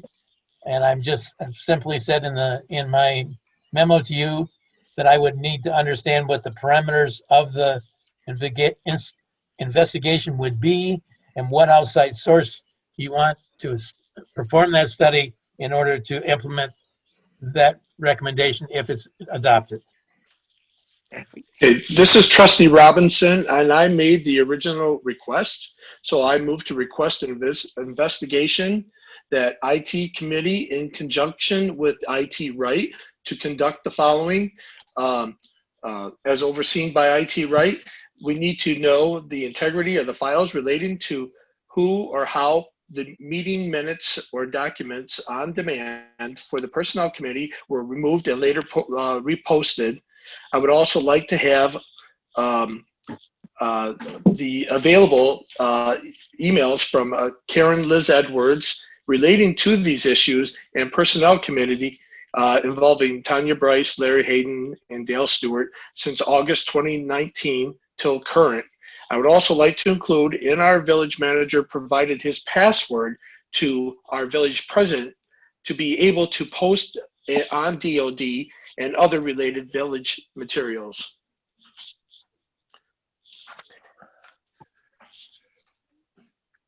Support. Trustee Robinson, if you don't mind, can I have you repeat that again? It looked like you maybe had it written down. Yes. I was making a request to investigate that the IT committee, in conjunction with IT Right, to conduct the following, all overseen by IT Right. We need to know the integrity of files relating to or how the meeting minutes on documents on demand for the Personnel Committee were removed and later reposted. I would like to have available emails from Karen Liz Edwards relating to these issues with the Personnel Committee involving Tanya Bryce, Larry Hayden, and Dale Stewart since August 2019 till current.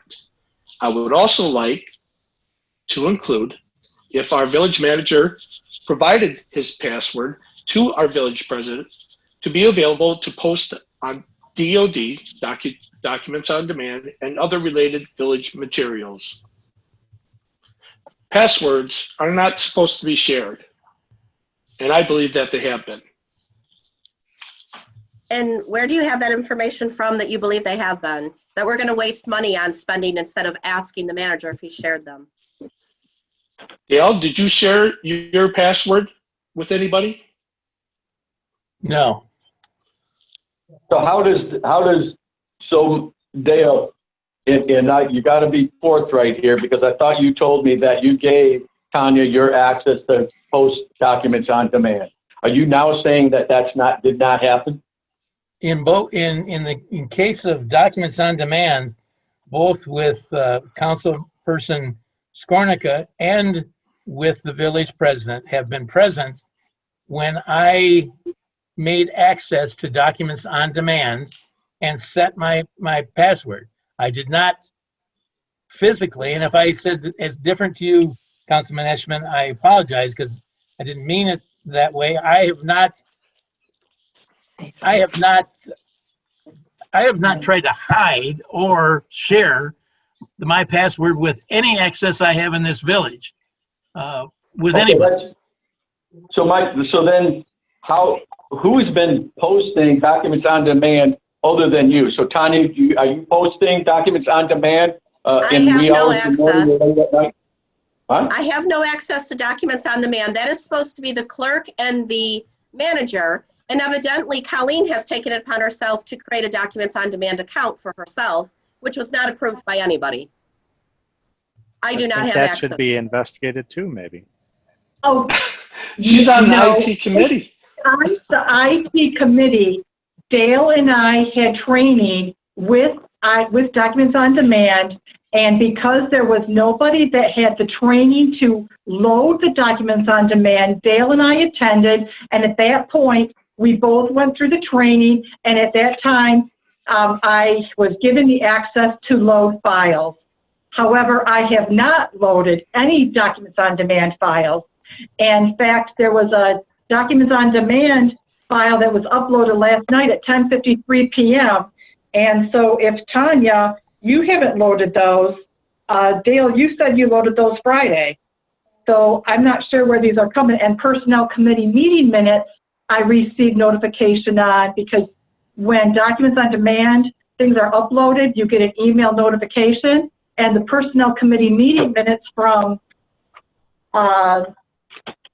September 11th at 10:26 p.m., a draft of the August 24th minutes were done. On September 13th at 10:32 p.m., the village council minutes not draft were posted. 9:14 they were at 3:48 a.m.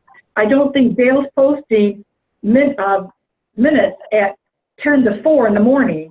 September 27th, 10:53 p.m., the packets were posted, not Friday as I was told. August 24th, the Personnel Committee minutes, 11:16 a.m., 11:17 a.m., 11:20 a.m., 11:23 a.m. So we need to find out who's posting these things then. Sounds like a Documents on Demand problem. I have one. It could be. We'll find that out. It could be, yeah. We sure will, but that is not a manager investigation of his passwords. That's a Documents on Demand breach of security investigation. Yeah. Does that mean that maybe somebody who should not have a Documents on Demand password still has access somehow? It means it's just coming in and being loaded at a different time from when it's loaded, which is not an issue. But Pat, I'm sorry, you were speaking? No, I just assumed that when Liz put in her resignation that the password would be changed, right? So you've got Dale and Liz with password access. when she resigned, I'm assuming, Dale, that password was changed, was it not? Because that would be correct protocol when your employee leaves. If you recall, Pat, council wasn't notified until like 5 or 6 days after the resignation. Since council wasn't notified, IT committee wasn't notified to change that. And once council was notified, IT came in, met with the village manager, and we changed the password. I gave the password change to Dale and told him not to share that with anybody. And then I find out at that point, though, that Tanya was trying to access, before we changed the computer, Tanya was trying to access the laptop. So that concerns me. Well, according to general village law, I have a right to every item and document in this building, and I have access to Liz's computer at all times. As chief executive, that's correct. So there's no concern. My concern was Colleen sitting on it for 2 days with Mark Robinson right next to her. Neither one of you having that right to be on her computer for 2 days. I was not on her computer at all. No, I was not. And who told you that? You were with Colleen on her computer. No, she was never logged in. Go look. She was never logged in. That can be investigated. That can be investigated. Then we should check it all out. It should be investigated. Exactly. So, but importantly though, if documents were loaded as late as last night, why can't we just go in there, open that document, and find out what it reads? So if a document was loaded, what was the content of that document? It was the packet. It was our meeting packet. You can open it and read it. They don't always come through when it's loaded. It takes time to load it. It may not come through at the exact time. Your notification is totally separate from the loading of the document. When you receive an email is different. Right. So we're just going to check it out. So I guess my concern though is if the village thinks they've loaded in a timely manner to meet the request or requirements of posting, and they're not posted for hours for 48 or 72 hours or more. Later, that's a problem. That's a serious problem. I agree. It is loaded. Your email notification has not come through. That is two different things. And as IT, that would be a common notification that you would know that. But if I'm a resident and I want to know when something's been posted, I'm relying on that email notification unless I have time on my hands and I'm going out there checking periodically, is it loaded, is it loaded? I'm relying on that email notice. And if I'm not getting that email notice that something was done and it's not the 18 hours or it's 72 hours afterwards, then that is a problem with the system. Then that's a documents on demand concern, not a sharing of an email concern with your manager, who I can't understand why you can't trust. I think those are two separate issues. Very much so. But I think Mark Robinson called out those as separate issues. Yep. Correct, and now we're having a discussion.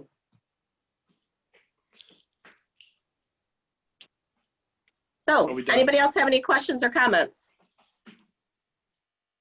As the president, you may have access to I'm supportive of the investigation. I'm not in supportive of a huge cost or anything like that. So to me, I think it's important. I think it should be included as because we do have them on contract now. We do pay them. Then I think that they should be able to easily access this stuff at no additional cost to the village. It should be relatively simple. Yeah.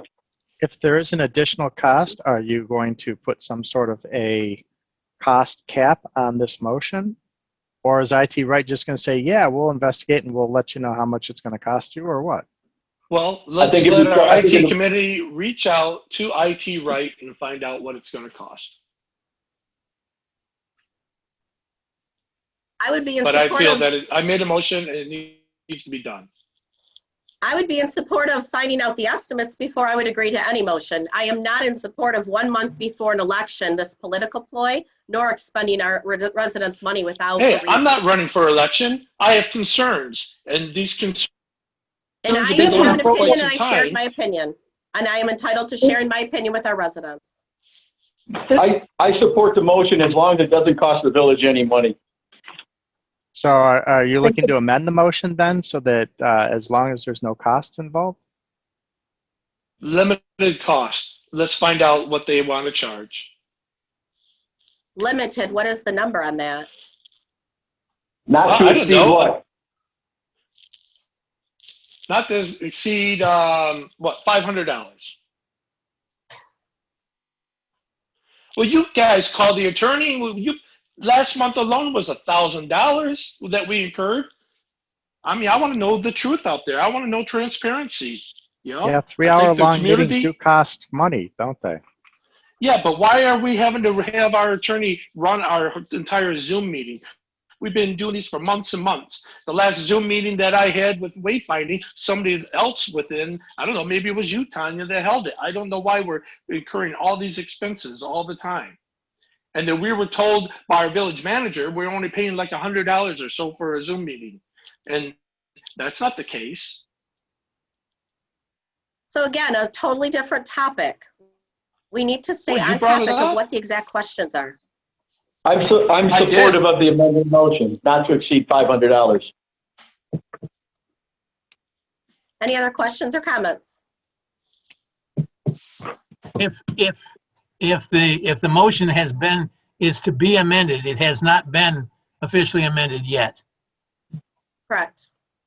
Trying to see if Instead of anybody has repeating their my input. entire motion again, I would like to include at the bottom of it, for Courtney's sake, not to exceed $500.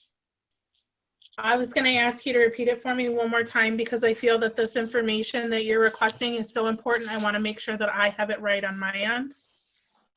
Good point. My motion is to request an investigation that IT committee, in conjunction with IT Right, to conduct the following, all overseen by IT Right. We need to know the integrity of files relating to who or how the meeting minutes on documents on demand for the Personnel Committee were removed and later reposted. I would like to I'd like to have available emails from Karen Liz Edwards relating to these issues with the Personnel Committee involving Tanya Bryce, Larry Hayden, Gail Stewart, since August 2019 till current. I would also like to include if our village manager provided his password to our village president to be able to post on documents on demand and other related village materials. And for this investigation, not to exceed $500. Thank you. And now just keep in mind what you have here is you have FOIA and OMA questions with requesting an employee's email. We don't have that right. There are things that we have to do and procedures that we have to follow with that. So that email was as a clerk working for the village. Correct. We do not have, as a council member, we do not have access to our employees' emails. That simple. There are procedures that we have to follow. The other That's thing not is her personal email. She's representing the council, and we do have rights to see that. The other thing is the IT committee consists of everybody in the office as well as one council member. If IT committee is going to be doing an investigation, all of IT committee will be included in that information. That's fine. That's fine. That's fair. I'm supportive of the amended motion.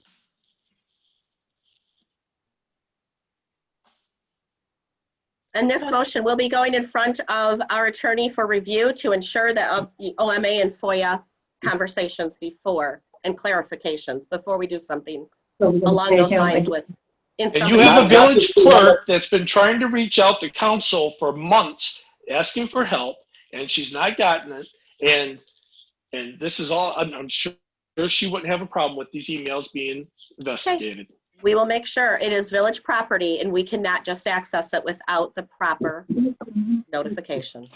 And Tanya, would you see that the cost to check with the attorney on the motion and the FOIA and its impact on this investigation, are those costs also to be covered by that $500 not to exceed? No. I have no idea. That's not my motion. Well, then I would pose a question to Mark and Dan. I made the motion. I've already made the costs? motion. I'm going to stand on my motion, and that's the way it's going to go. And so this is vote. discussion. Larry, what were you saying? I have discussion.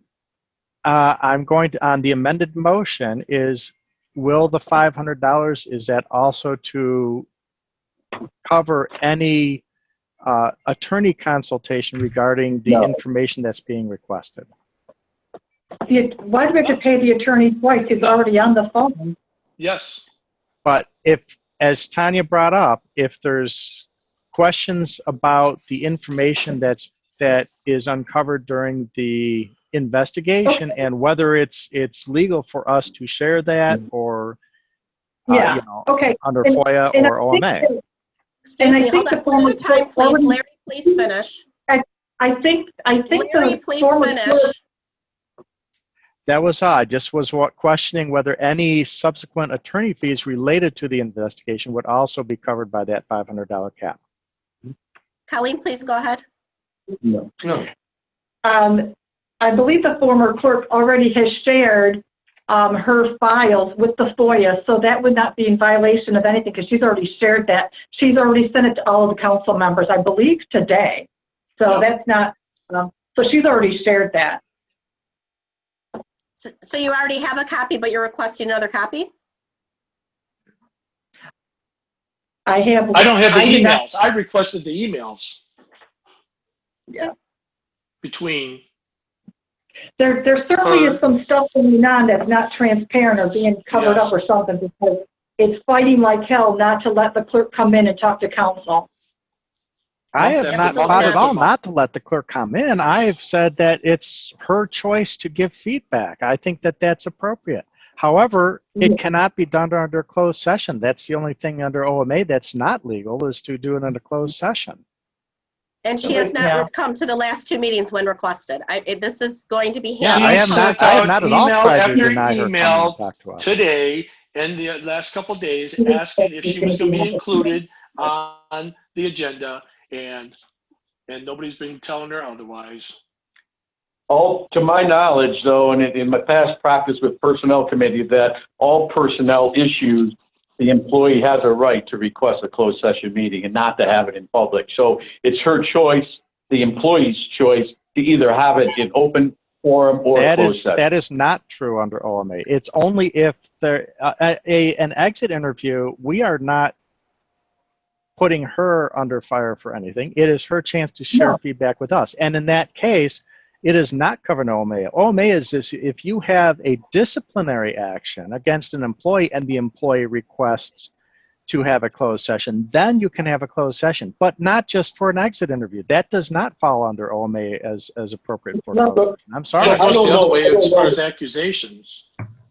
So, Trustee Ashman, I don't know what the accusations are going to be. I have no clue what Liz is even going to talk about. But are you comfortable, Dale? You comfortable, Tanya? You comfortable, Larry, for Liz to these allegations cite this in open meetings act? Absolutely. If she has anything to say against me, I'm more than happy to have her say it in a public forum where public can hear exactly what she has to say.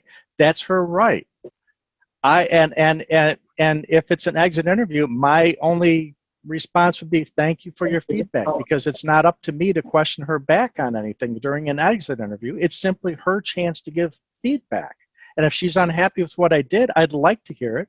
I'd like our public to see it, and I'd like to see what we can learn and improve based upon her feedback. That's it. Yeah. Absolutely. Okay. We're past our 10 o'clock. I think we need to make a motion to continue. Any other questions or comments Well, on don't this we have to item? act on the current motion first before we can take another one? Yes, you do. We have a motion. Any other questions or comments on this motion? Trustee Ashman, were you the support for this motion? I apologize. No, you're right. I support the amended motion not to exceed 500. That was the amendment. So you were the original supporter? Yes. Thank you. All right. So Courtney, are you ready? I am. All right. Could you please lead us? Ashman? Yes. George? Yes. I'm sorry, I didn't hear. Yes. Thank you. Hayden? No. Robinson? Yes. Skornica? Yes. Butsu? Yes. And Bryce? No. Motion carries 5-2. Item number 12 is our unfinished business. And first up, we have the Crosman Park bids. And I will turn that over to... Before we do that, don't we need a motion to extend since we're past time is it? I'm not even It watching. is 10:06 on my clock. Thank you, guys. And I don't even have one in front of me.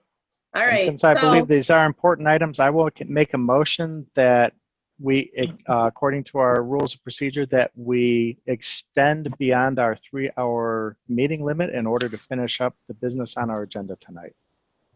Trustee Eshman, support. All right. Thank you. So we have a motion on the table by Councilman Hayden, supported by Councilman Eshman. Do we have any questions or discussion on this item? All right. Courtney, could you please, our roll call vote.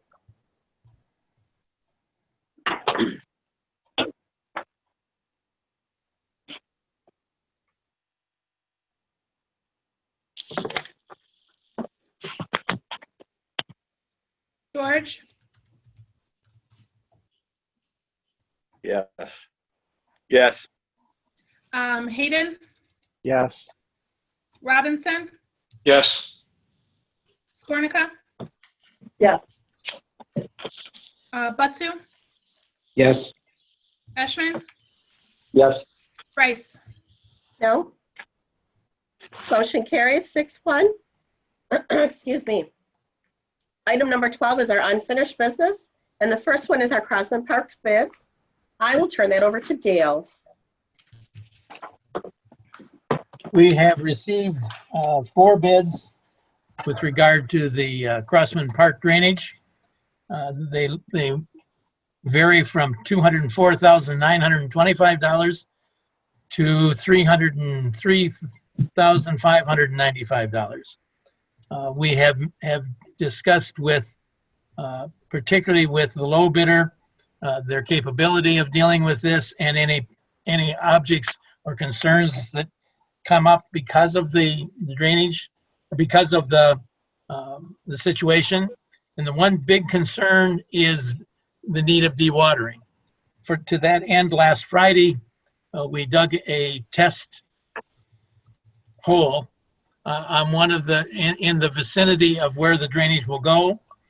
And when we got to the point of approximately 8 feet of the 13 feet depth that we're going to have to go to with this drain, we begin to encounter significant water, so that it is the belief of the contractor that we're going to have to dewater the last 5 feet. So I have asked that particular contractor to deal with the person who they would ask to handle that for the village, and to get a better price, which I don't have as of this setting. But we have no reason to believe that Norm Ferguson Excavating, at the rate of $204,925, cannot handle the project that is set, and it includes moving the drainage to more to the center of the park, so that we can allow for the property owners and the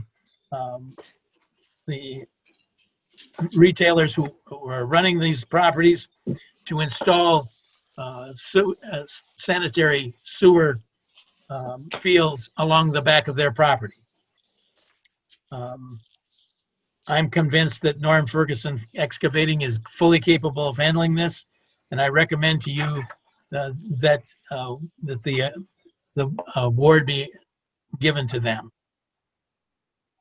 Okay, so Dale, and just for clarification, you're recommending Norm, but from a dollar standpoint, and not to exceed the 204,925 plus a worst case scenario of dewatering at 80,000. Is that correct?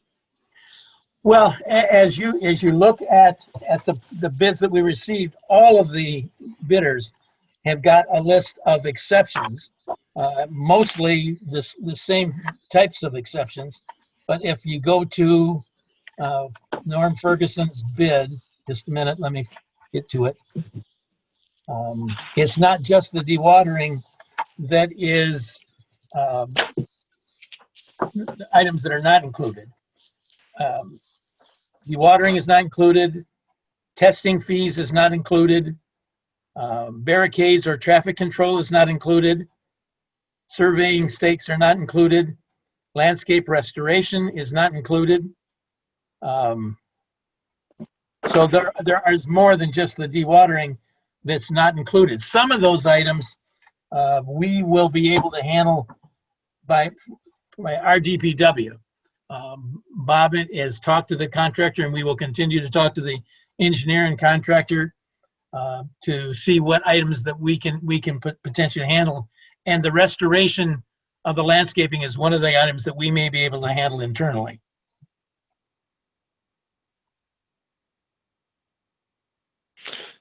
Dale, I have a question. I don't know if you'll know the answer or not, but I noticed that the second bid, which is not that far off from it, there is a big difference in terms of the length of time the estimate to complete. I noticed Norm Ferguson has the longest estimate to complete, which is 35 days, whereas this next highest bidder shows that they estimate they can complete it in 10 days.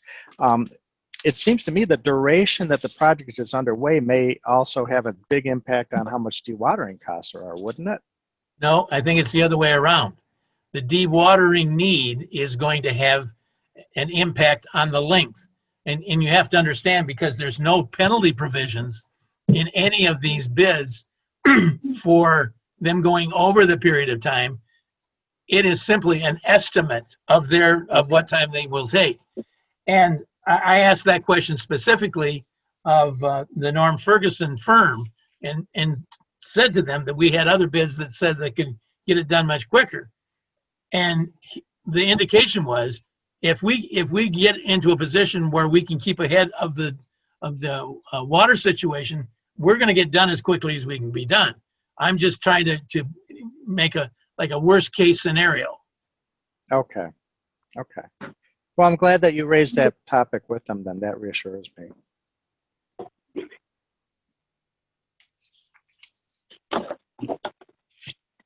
So what we're looking to do is entertain a motion.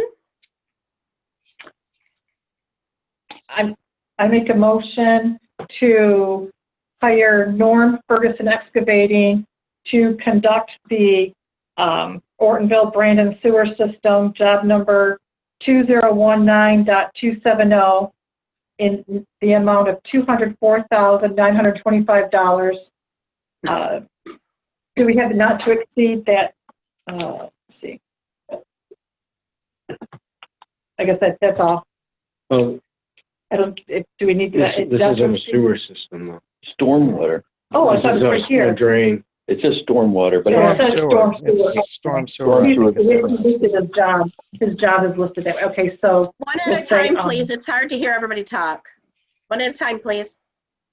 I was reading it from his page, and he's describing it as a storm sewer system. Trustee Hayden, support.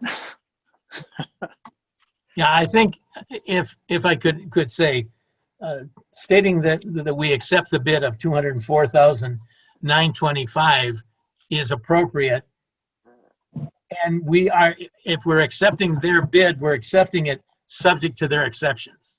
So it's just more of a realization for council that we have the potential of significant dewatering expense. But we'll know that ahead of time, that we can approve it at that time, though, right? No. They're just going to know what the costs are. As they proceed, it's going to be what it's going to be. My estimate, and by the discussion with our engineers and as well as the others, is I don't expect it to be anywhere close to 80,000, but it could be. So we'll know more. But if we're expect to get any action done on that yet this fall, we have to get approval with them to move ahead.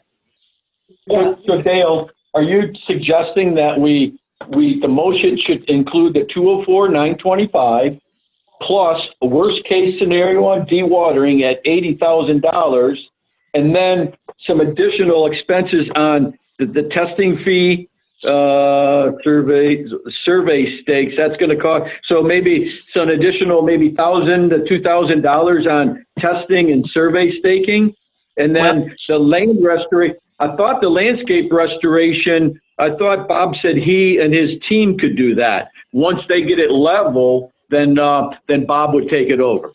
I believe that is what's going to happen. My difficulty with you putting a limitation with this and the amount of the dewatering is that it is what the bid to you is.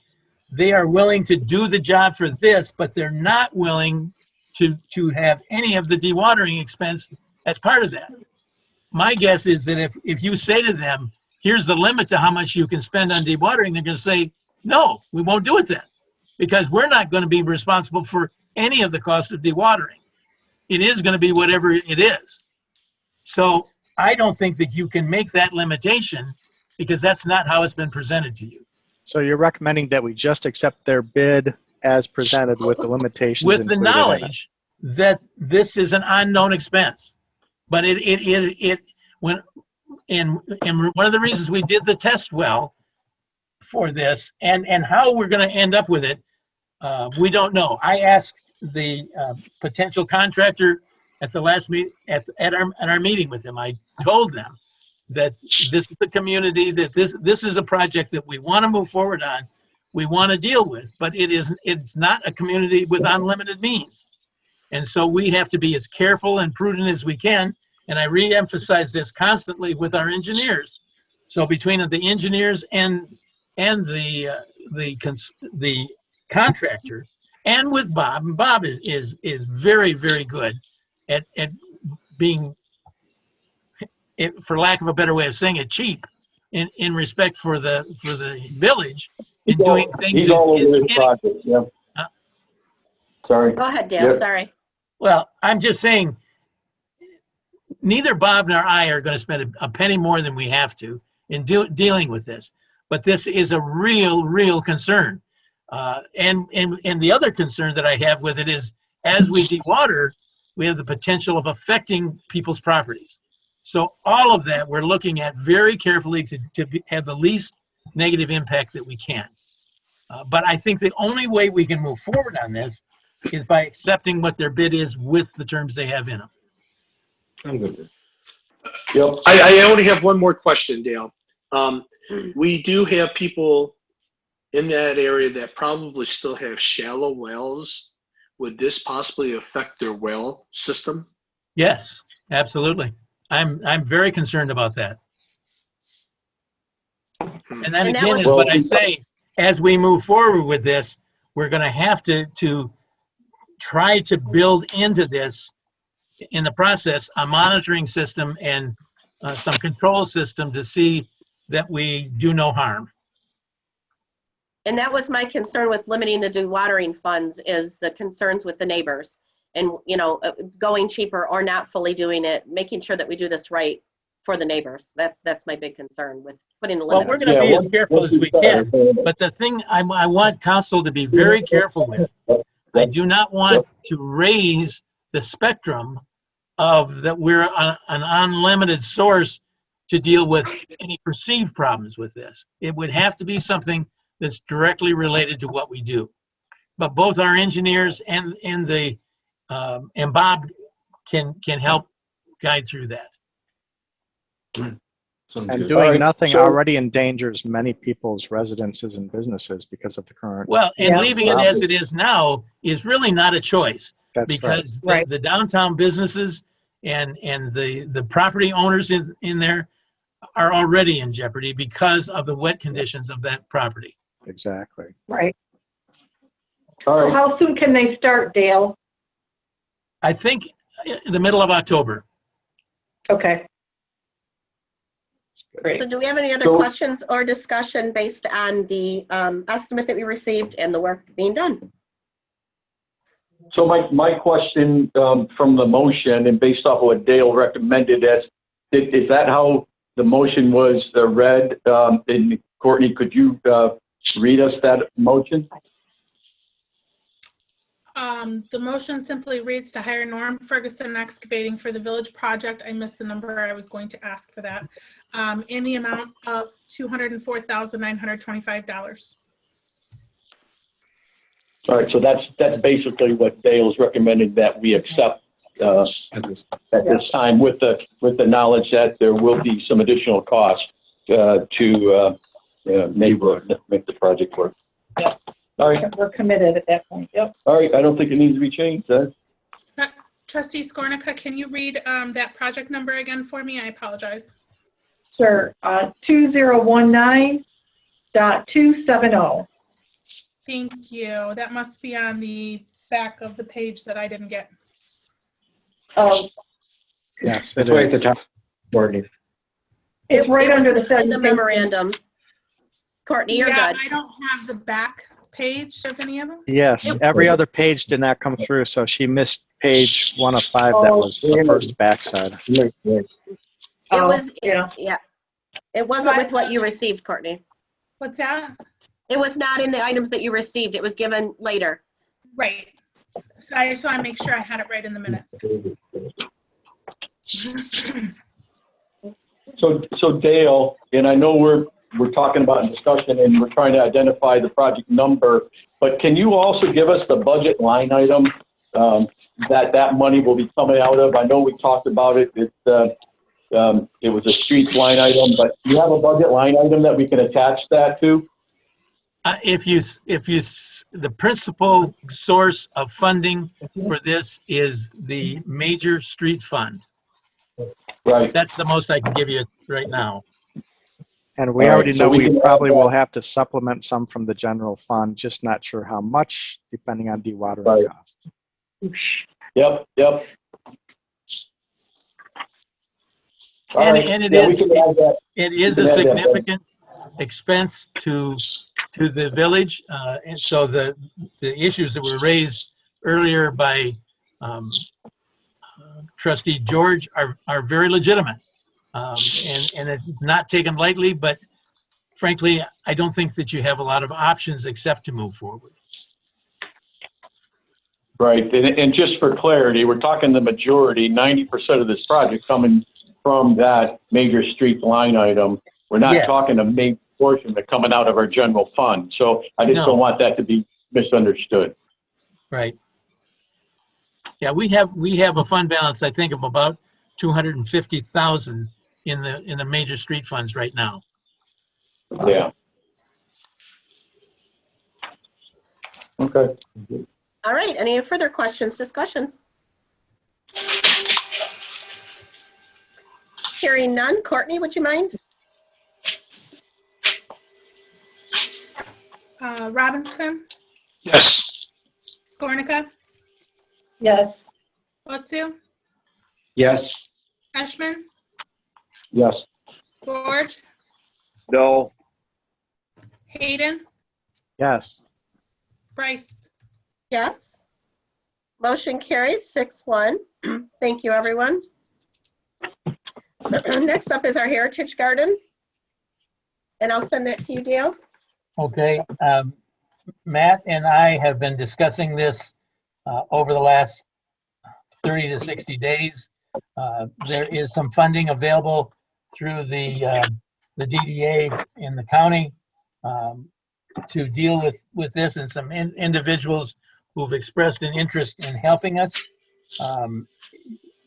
The part of that information has been provided to you in the letter from Sarah Allen and from the program Design Assistance from the Oakland County DDA.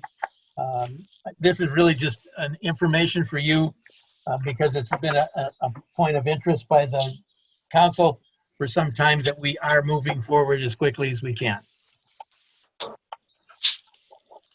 So from that, this is Trustee Ashman, and to just to elaborate, are you saying that then Matt would get some recommendations from a design, from Oakland County Design Committee somewhere that's going to bring forth these recommendations to council for consideration for approval for that area? Is that the plan?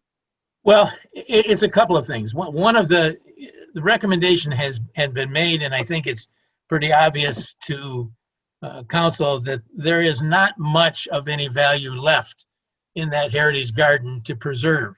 One of the things that has been suggested to me, and if as we move forward, I would ask that you would leave this between me and Matt to go through. We need to clean that garden out and get the material out. But I would like to be in a position to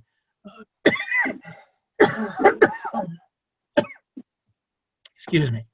to do like an email blast or something, or make contact with some different people in the community to let them know that there would be a period of time when they could come in if they wanted to pull things out for themselves. Because there are some of the native plants that may be of some value to people that isn't apparent. So before we just clean it out, I'd like to have a weekend or two, perhaps in conjunction with the remainder of the time that the downtown event is occurring with regard to the market, that for 2 or 3 hours on a couple Saturdays coming up, that they could come in to take it out, and we would have somebody on site to make sure that it's not, that the whole area is not destroyed. Right, but I'm just talking about once the area is cleared out and ready for some type of design recommendations, those recommendations would come forward to council for council consideration then, right? Absolutely. And I don't know what idea, I know in the past there were ideas as regards to making it more people interactive area, not just a, look and see that is that nice, but, recommendations like maybe I don't know, the sitting area, whatever it is, make it more people interactive area. There used to be a bench there, but I don't know if it's still there or not, but you wouldn't be able to sit there anyway with all the leaves. I heard like a little gazebo. Something. Yeah. Well, there was a fountain there too. Now, they talk about removing that tree because it's dying. And I know, Dale, I think last year you presented to council or recommended to council about replacing that tree. So now I guess they're removing it. I guess we would be at a point of thinking about replacing that tree. So maybe that's something that we should look at for next meeting, to go ahead with and still get a tree planted this fall. Otherwise, we have to wait till the spring. It'd be great to do that because Bob and I have looked at the tree and we don't think that there's enough left of it for us to even decorate another year. So I think, so why don't you check that? I would suggest that maybe you check that out again, because now that we know that this is going to be revitalized over there and the tree's coming out, and to get another tree planted in time for the fall, to check that out. And I think if we discuss it at our next meeting, we'd have still time to get that in and get it planted by, My only thought, though, is if the design people come and say, boy, we'd like to move that tree to a different area to accommodate a new design, are we premature in just planting another tree in the same spot? Well, or we can just add some design around. That is our focal thing for Christmas. I mean, that is our Christmas tree. Right. But one thing that we could do is we could get a live tree, get a cut tree, and potentially put it down at the corner as a tree for this year.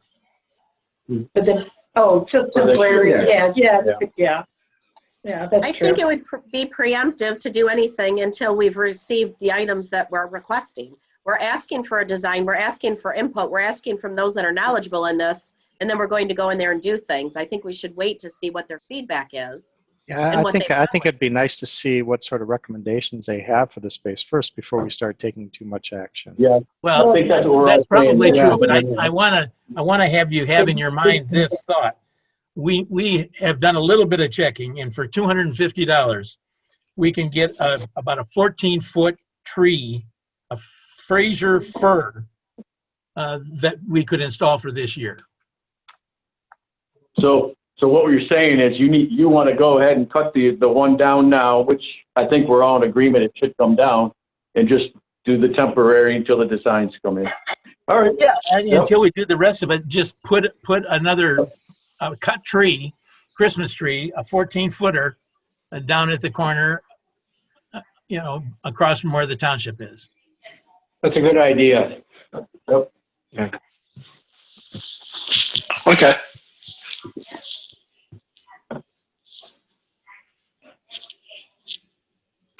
So do we need a motion on this, or we just let? Well, you haven't made a motion on the bids yet, have you? Yes. So for the Heritage Garden, you were just giving us an update and you're going to request to move forward. So we don't need a motion for you to move forward, correct? you don't need a motion for what I'm doing right now. And even with regard to the tree, it's certainly within my spending authority to spend that much for a tree.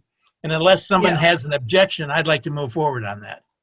What about what about removal of the old tree? Would DPW do that? That can or would wait. You need to... That can wait. So you're just Until talking about leave the current tree and get a temporary one to use for Christmas tree this year to put in a different spot. Sounds good. Yep. Now, if you're going to vote on doing that, then you need to amend the agenda to include that as an item. Now, if it's within your spending limit, I think that we don't need to have a formal. There's no objection from council. I'll just move ahead. No, appreciate you bringing it to our attention, Dale, and asking us. But yeah, go ahead. My perspective, move forward. Yeah. All right. Any other questions or comments on the Heritage Garden? All right. So next up is C, which is the adoption of our master plan. Dale? The Planning Commission met to discuss the master plan, held the public hearing. It was a Zoom meeting on which it was handled. However, there was no comment from the community or from anybody coming to the meeting.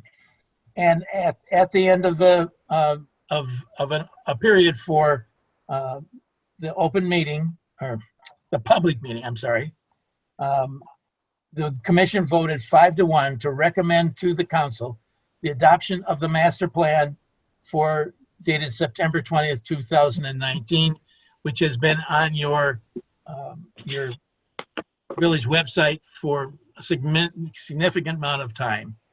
And so it's to you tonight with the opportunity to move to adopt the revised Ortonville master plan.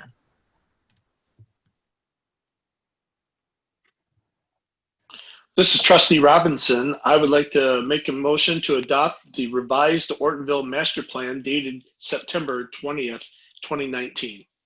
Trustee Hayden, support. You can take it if you want. Excuse me. You didn't start out with trustee. You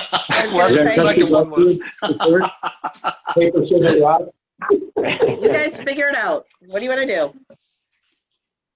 Trustee Butsu. Okay. We can give it to Mark. Mark and Mark. Wow.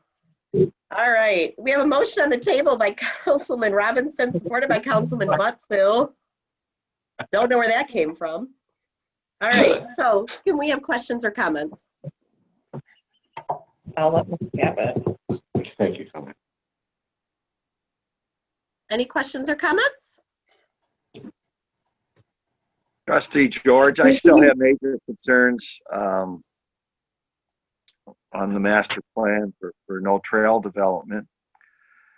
And also, in light of what we're talking about with Croston Park and downtown village, no provision for downtown sewers. And I know Oakland County cited us on that, so I'm going to vote no. But that's the reason, 2 reasons why. I'm done. When can we expect the printed final copy?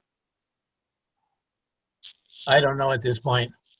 Well, I'll let them know that we've adopted it and to finish it. Okay. Any other questions or comments? All right. I can piggyback off of Pat in saying that I'm not happy with some of the things that we have deleted. I'm not happy with some of the things that the residents have stated that we have not followed through with, or we have not included, or we have at least not given thought to. I'm also not happy with, the trails. I'm not happy with us not including sewers, whether we choose to pursue them or not. It was something that has been in there for over 20 years that we did not keep in there. So I just wanted that on record. That is my opinion. Anyone else? Comments or suggestions? Yeah, this is Trustee Eshman, and really we acted in favor of what the residents wanted. not necessarily what a small few people wanted. So the only reason that sewers is not in that plan is because the residents voted. If you want to put that out for election and put that on the ballot again and re-vote for that, for the residents, that's fine. But that's the reason why I chose to leave it out. Because we were revising it based on the most current climate, and the most current climate Right. was that it was voted down, and we needed to provide an updated master plan that provided today's climate, and that's what we're at. In the next 5 years, the climate could change, and we have to modify it at that point to appropriately put in or put out or whatever we have to do at that time. Or it could be sooner. It doesn't say 5 years, but it's at least 5 years. Right. It doesn't Yeah. have to be 5, it's at least. So it's a living document. So as things change and as residents change around and things are voted on, we have to move with that and progress as well. Any other questions or comments? The only comment I'll have is that, having been on Planning Commission while we were developing that, the main reason those things were struck out or not included in the first place was because it was pretty made clear to the Planning Commission from council that if sewers was mentioned at all, the master plan would not be approved. So we had to make a decision to take that out based upon people who were on the council at that time. And I was not on council at that time. Joined after we had the master plan drafted. But so it's the council members who were in part on the council prior to that that influenced the decision to leave out any mention of sewers in the master plan. So Trustee Eshman, to comment again, and I'm going to repeat this, we put this out for a vote. We wanted to hear our residents' voice on whether they wanted sewers or not. And for that reason, they spoke and we left it out. You can say the council at that time supported leaving it out because we supported our residents who chose to leave it out. And I think Mark, this is Mark Butsu. I know there was an overwhelming vote of no on the sewer issue. So it wasn't just a handful of people that didn't want the sewers. It was 8 or 9 to 1 of village residents, not people living in the township or another area altogether. So, A total of 62 people voted yes for the sewers. Everybody else voted no. So that was Yes, the vote. and I'm not disagreeing with that at all. I felt on the Planning Commission that we should mention that sewers are still a concern within the village, but due to overwhelming lack of support from the public, that it was not an option. But I felt that it was not justified to completely take it out. I thought we should have accurately reflected the vote that was taken and that we still recognize that we have concerns around wastewater treatment, but that sewers are not an option due to public opinion. That's what I would have wanted to see in the master plan, but that was not included. All right. And not only is a plan not an action, a plan is something that you envision for the future. All of the comments on the master plan from all of the people that came to the master plan meetings, every comment was sewers. So to integrate their wish or their goal is different than to say we're going to do something. That's all my statement was. It had nothing to do with that we voted not to at that time. It's that in the future we have a vision. Trustee Butler, and when they had the open house at the old mill, or I'm sorry, at Old Town Hall, there were less than 60 people that came to that open house. And there were about the same amount that voted for sewers in the village. So overwhelming was the response against sewers. So I know I know there's going to be a continued push for sewers in the village, but I don't think that has any bearing on what happened here because we still have overhead power lines affecting our view, and that never even made it to the big takeoff at the village. So there's a lot to go on, and it's 11:40. Mark, I just want to make one last statement, though. I voted no on that proposal because I didn't want I didn't feel the need was there for sewers in the residential areas. And people that voted were from the residential areas. I get that. What I'm telling you right now, in the 2 years I've been here, our downtown is literally drowning in waste. We can't get permits. Look at who's the gal from Reimbursement Solutions? Sewer, Kratz, sewers. And I'm telling you, at Church Street, even on the residential side, new people buying, and there's a fair number buying. There's a boatload of new sewers going in when they buy from a residential standpoint. I'm leaving the residents alone from that standpoint. I'm saying that the master plan should include sewers in the downtown area. And they're coming right down M15. And just branch off downtown and stop. And then we talk to Clarkston and see how they're doing theirs on their master plan. That's all. So I'm sure if you put the vote out today on the residences, the same thing's going to happen. I would probably vote no because I got a septic that's working. But the downtown is literally drowning in shit. And they can't do anything about it. I'm done. Okay. Any other questions or comments? I'm not following that one. All right. I think we're ready. Does it sound like we're ready for a vote then? Courtney, go ahead, please. Butsu, Yes.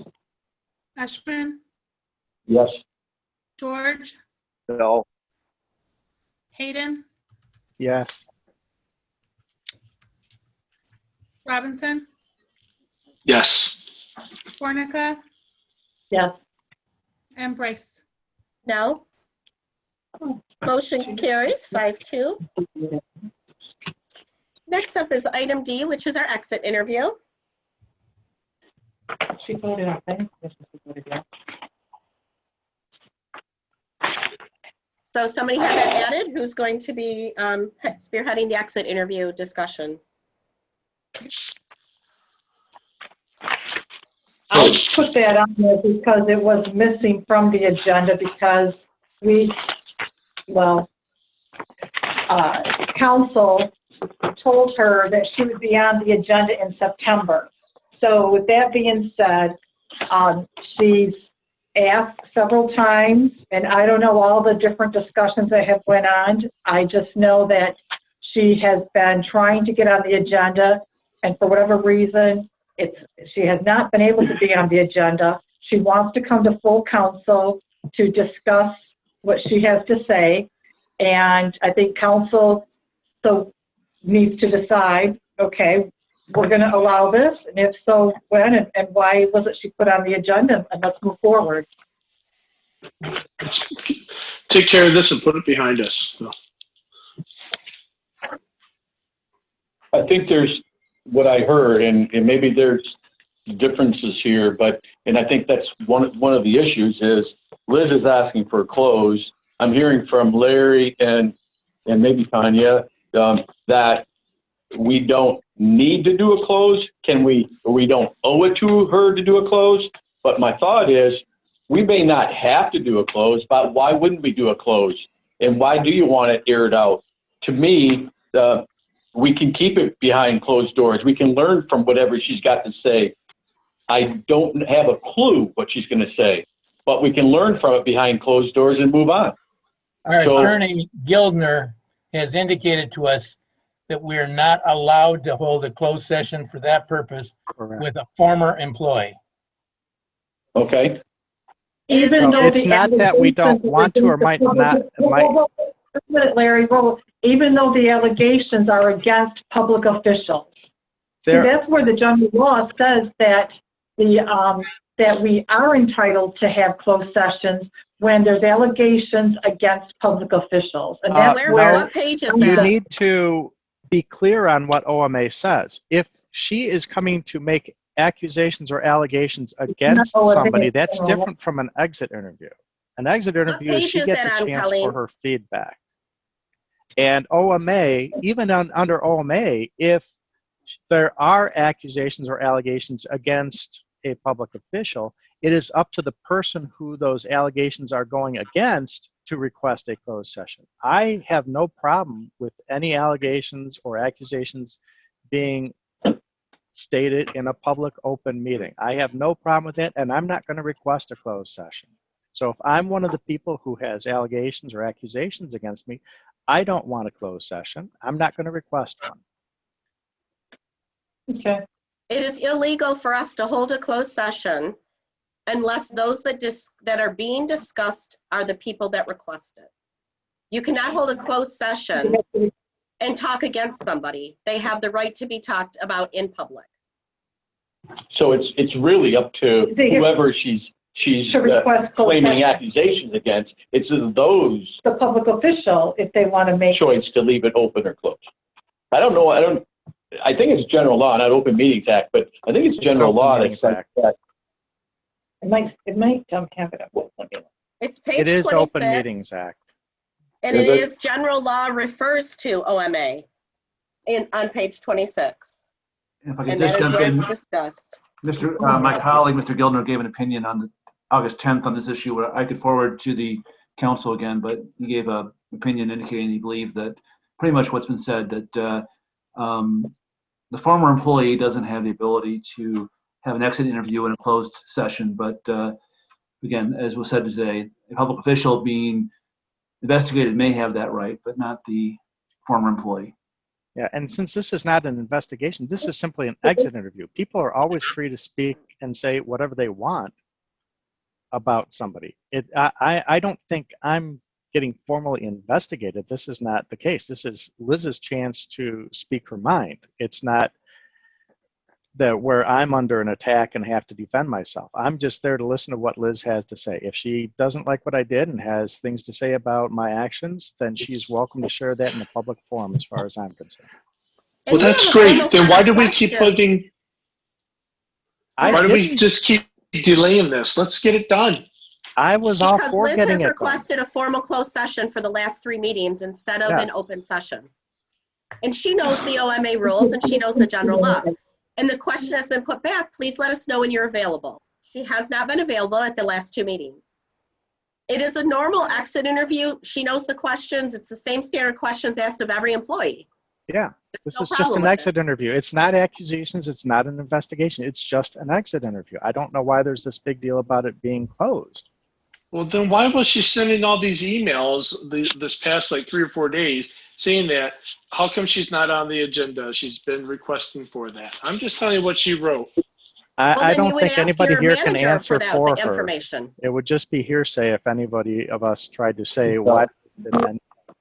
Tanya sent her an email the last part of August after our meeting saying that she would be on the September agenda. And then when we have the agenda and it wasn't on there, then she's questioning that. So I guess that's where she we're was at. not coming unless it was closed, and I answered her back and said it could not be closed. It was be illegal. She said then she is not wanting to be on the agenda. Okay, so she's requesting closed, but since she doesn't have according to what I'm hearing, she doesn't have the right to a close. So anything closed would have to come from our public officials to say, I'm requesting it to be closed. That being Tanya, Larry, or Dale would have to request it closed. Is that correct? Correct, and that was the discussion that we had with her in July. But I believe if you read OMA, it's about if you are having accusations or disciplinary actions. I don't think this is a disciplinary action. This is an exit interview. I don't see any way that it would fit under OMA for a closed session. I just don't see it when I read OMA. I think it might have no obligation to hold an exit interview. Yeah, right. Dale, I'm sorry. I said the council has no obligation to handle or to conduct an exit interview. And frankly, and we've given numerous opportunities to Liz to have an exit interview, and she has not been available. At some point in time, I think council needs to get done with this. So put it on the agenda for next month, and if she shows, she shows, and if she don't, she don't. Put it on the agenda. Okay? And let's be done with it. That's it. I'm okay with that. Is that the request to council? And I don't even know, I'm not sure we still, we're calling it an exit interview, but if that's really what it's even truly what it is. She's going to speak her mind. She's going to speak her mind. She's got something to say. She's got something to say. I'm more than welcome to provide her the opportunity to speak her mind and give her feedback. That's okay. I'm okay with that. Absolutely. Okay. Is that, so that's the agreement of council, correct? Yes. Okay. Correct. All right. And Dale, can you please send an email to her saying that she's going to be on the agenda for the next council meeting, please? Yes. Open Thank session. you. Yeah, and it will be an open meeting. Yes, open session. I'll do that. Thank you. Any more questions or comments on that? All right, next up is E, which is the Personnel Committee. Who would like to spearhead that?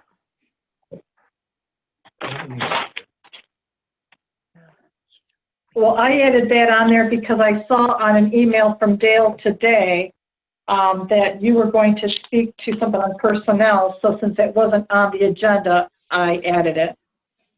Okay. And yes, Mark Robinson had said that he has resigned from personnel. That's correct, Mark? That's correct. Okay. Yeah, I did last meeting. So what we need to find out is what committee you'd like to be on. Everybody's on committees, and you haven't been on a committee besides personnel here and there. So Well, that's not true. I have been on wayfinding. Wayfinding is not a committee.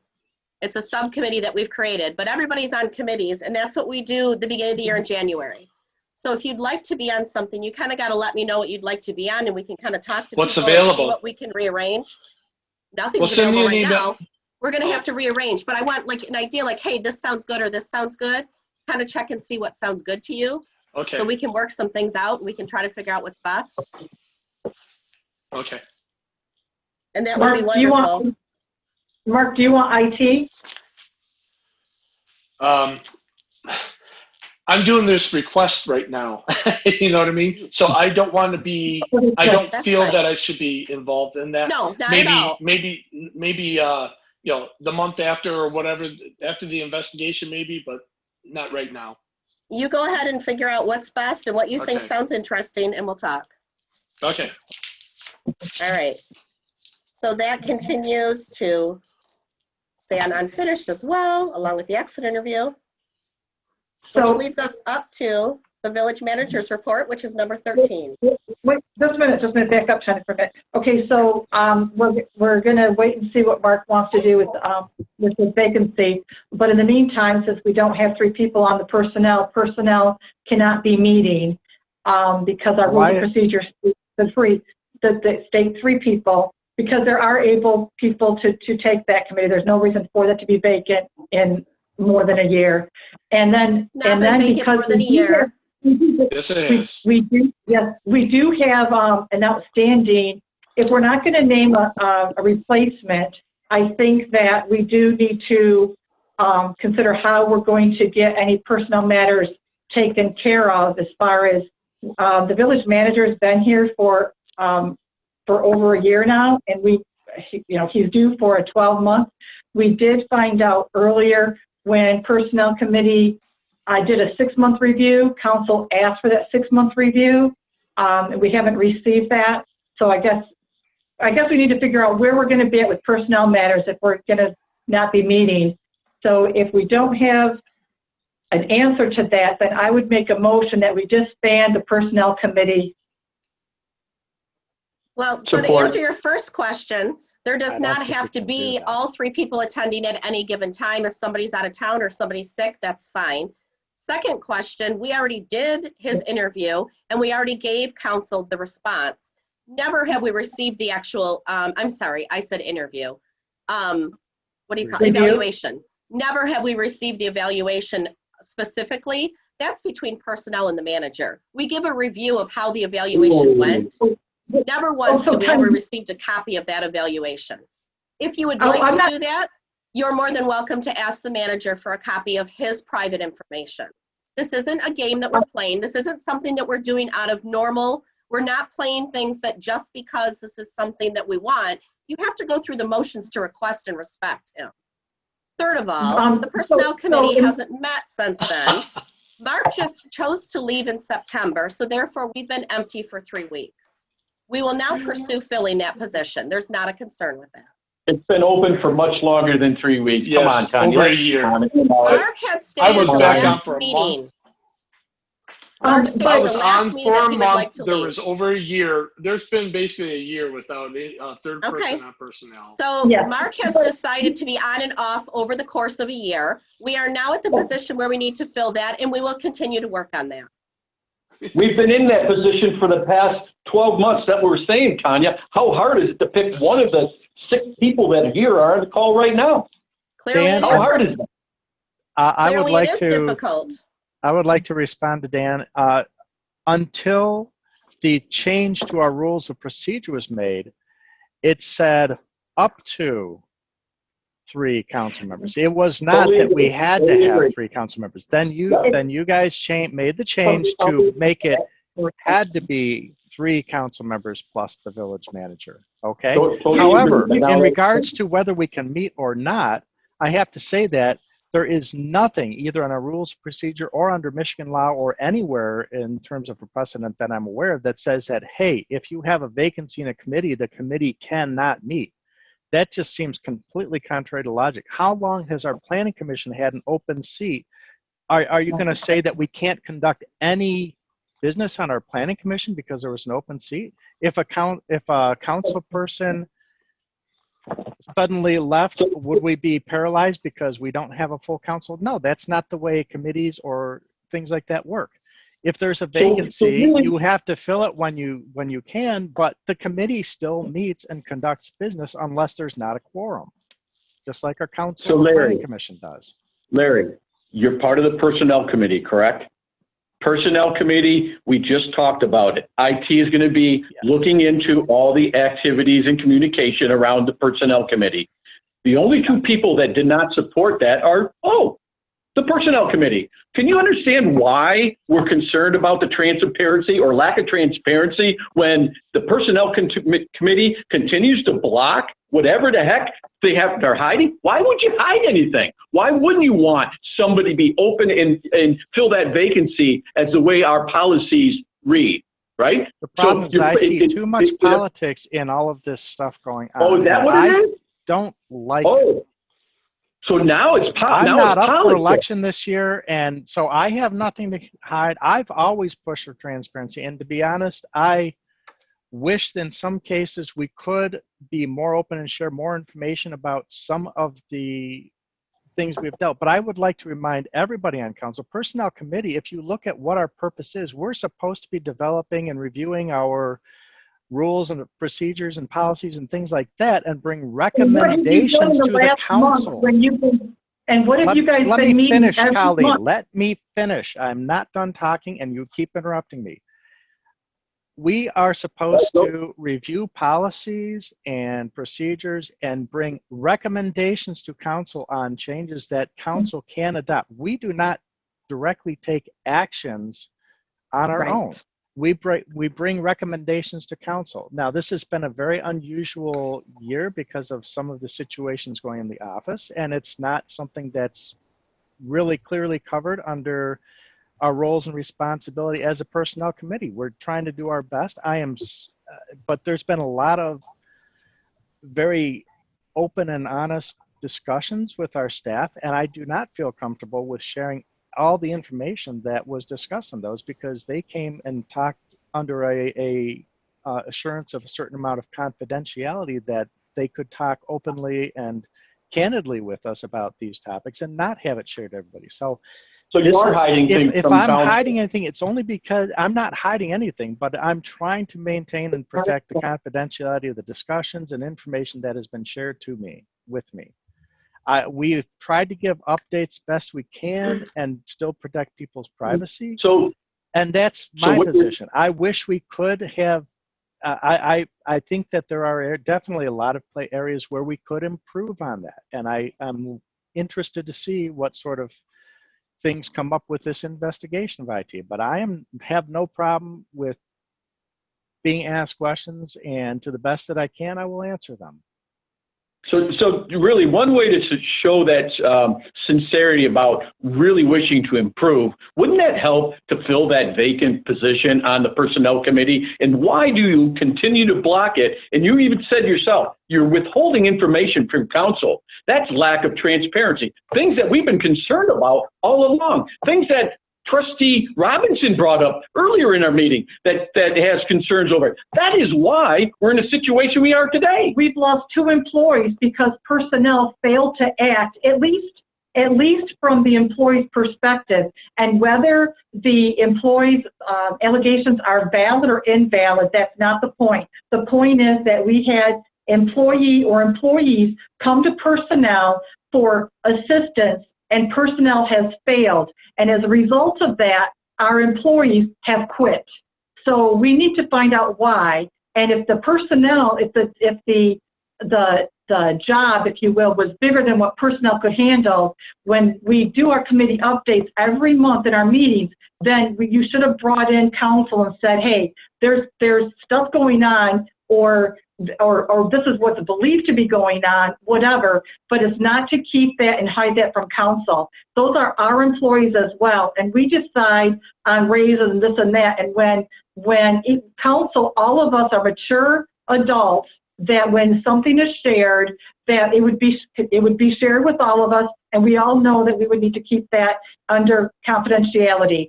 Personnel is a subcommittee of council, and as such, they work at the consent of what council wants you to work on, just like all the other committees and commissions that we have. So to go off and do things on your own, not with council's consent, is wrong, in my opinion. And we need to find out what's going on and why it happened, and where personnel should have done this or should have done that, or where an employee should have done this or should have done that. We need to figure that out, because we should not have lost 2 employees because of no assistance from Tanya or Larry. And which 2 employees are that? Briefly to what you just said, Colleen, you're on one hand saying we cannot do anything on our own and have to bring stuff to council. We cannot take action on our own. And on the other hand, you're saying that because we did not act independently on our own, that therefore we lost the employees. I would like to say that that's kind of inconsistent, that you're telling us we had to act in one case, but we can't act unless we bring it to council first. So that's not really fair to say that we didn't act when you're telling us that we have to bring everything to council. You didn't act. When an employee is requesting meeting after meeting after meeting and there's no response, or the meeting's not granted, that's not taking action. We set meetings up, and then the person cancels out on the meetings. I think I know what you're talking about there. But and on the other hand, we have had cases where we met and we sat and we discussed, and we thought that we had things from what was said by people at those meetings. It sounded like things were okay, and then a week later, suddenly it's completely opposite again. So we weren't being told. It seemed like we weren't getting clear indication from people involved that of exactly, hey, is this okay or not? Yes, it's okay. Good. Then we're good. We don't have to take it to council. Next thing you know, things blow up. I can't help that. So, Larry, you also stated that personnel has just been working on rules of procedure and different benefits to bring to council. You make recommendations to council. That's exactly right. But when you guys have been meeting every month for the last, I don't know, I would have to look at my year, what have you brought to council to recommend any changes? I don't recall anything. So I'll give you one. This is where I'm stepping in. It's 11 o'clock, we're an hour over, and this is personnel committee appointment. This is a whole nother discussion that has gone on for 20 minutes, which does not fit the discussion. If you'd like it on the agenda, please put it on the agenda. The discussion was the personnel committee appointment. Yeah, well, let's table this and let's call the meeting. The personnel committee appointment was the discussion. The discussion is that Mark and I are going to talk. We are going to be able to bring it to the October meeting, and I am going to have a recommendation at the October meeting. So the next 20 minutes, please, needs to be postponed to October, and you'd like to put it on the agenda. 90 days after the policy our policies have changed that include 3. So it takes you 90 days to make a decision How hard No, is Mark that? was on the council or Mark the was committee and then appointed back off. and was on committee. Then he So- I was dropped on off one for again. 1 month. 1 month. So is this something that you would like to see put on the October agenda, or is this something that you'd like to continue where? Because this discussion does not fit the current agenda. Well, Put the it on the personnel October. committee is broad, but there's a motion on the table. So we have to adjust the motion. So we're having a discussion about the motion. Would there be something you'd like to have on the October agenda or not? The motion is to disband the personnel committee. What I motion? don't think we can do that because the personnel committee is defined. I never within heard a our motion rules to of disband the procedure. We would have to personnel committee. modify There was. our rules of procedure. Who made that? Hold on a minute. I never heard any motion. What motion was made? Trustee Courtney, could you repeat the motion, please? I have what I heard, and no names were said, so forgive me if I heard incorrectly. Okay. I have a motion by Skornica, supported by Ashman, to disband the personnel committee effective immediately. Okay, Correct. motion by who? I'm sorry. Skornica? Colleen. No, the motion was who? Skornica? Oh, I'm sorry. I thought you said it was supported by Skornica. Ashman? Okay.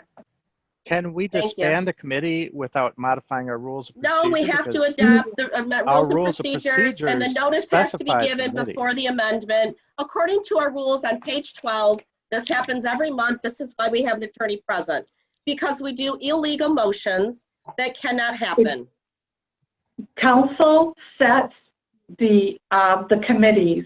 Council can disband a committee. It's just like wayfinding. We have the power to extend wayfinding. We have the power to create wayfinding. Wayfinding is a subcommittee. You cannot change giving- anything in This your is rules a and procedures standing without committee. amendment of the rules and procedures. Yes. We cannot that's amend the correct. rules and procedures without notice. Yeah, this is a Yes, we can. standing committee. It's not the same as a subcommittees that we can form and disband at will. This is a standing committee that we adopted as by resolution by adopting our rules of procedure. I don't So think we is have a our resolution. attorney on the line right now telling us that we can't? Our If we attorney is decide- not on the line right now. We have somebody at the meeting does not give us legal advice during the meeting. We would have to request it. They would have to review it and give it back to us. Last time Would you like tried to get- agenda the rules and request an procedures. attorney's opinion on this, Mark? Pardon me? Okay. Would you like to okay, request I an will- attorney's opinion on whether No, we I can thought he disband? was on the line and we were already paying him, so I thought he will was already withdraw on the the line. motion and postpone it till October meeting. And what would you like the postponement to say? Continue to just be personnel committee or changing the rules and procedure? Rules of Because that- procedure, personnel committee. Okay, that wouldn't be a postponement, that would be a new item because the rules and procedure is not on here as something to change. So we need to Okay, let so our postpone residents the know. personnel committee, add to the agenda rules of procedure. What about the rules and procedure? We need to be clear for We're our gonna make residents. a note, we're gonna make a note this month to put on the agenda for next month for that, so it doesn't slip through the cracks. For the rules and procedure amendment, for the rules and procedure what? The rules of procedure amendment, and then we will postpone personnel committee, disbanding the personnel committee. That was To me, not it on doesn't- here. We when can't it- postpone it. You can't postpone something that was not on here. She was postponing her motion. So that's the rules and procedure amendment, correct? That would be a new business item to amend, to modify the rules of procedure. Correct. Okay. And I would request if you are planning to modify the rules of procedure, I would like to have a full draft copy of the modified rules of procedure prior to the meeting to review the changes. So that's available and Okay, our village able to manager be- can do that. Everything is supposed to be us by Tuesday before. Anything like that is going to have to go in front of our legal to approve that that is something we can change. So that it has to be turned in plenty of time. Craziness. Doesn't need All right, legal. so are we ready to move on to the village manager's report? Everything is postponed at this point. Good vote. Doesn't do any good to have committees when they don't. So Okay. you need them to withdraw the motion? I already did. And it was not, Dan Eschman has to support the withdrawal? I support the withdrawal. Thank you. So is there no motion then? Motion Not, withdrawn. not on this, no. It's withdrawn.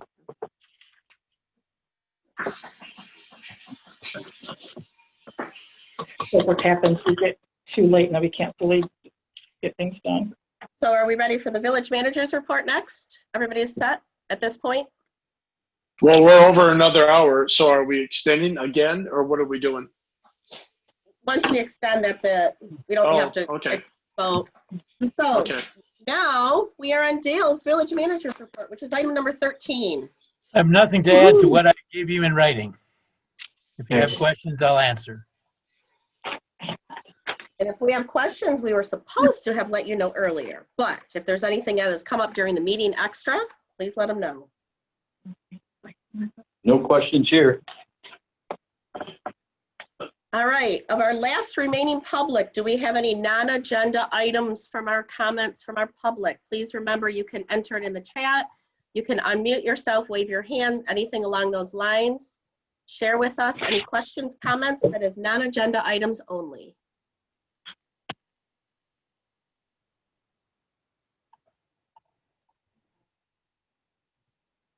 Last call, non-agenda items only, public comments.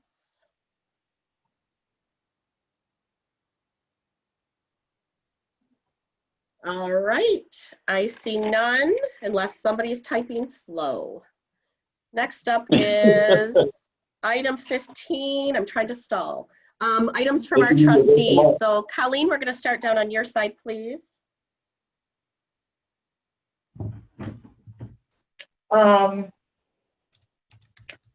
I have quite a list, but the time is not going to allow for it. So I will, in light of the time, I will postpone my comments till next meeting, although I have several things to say.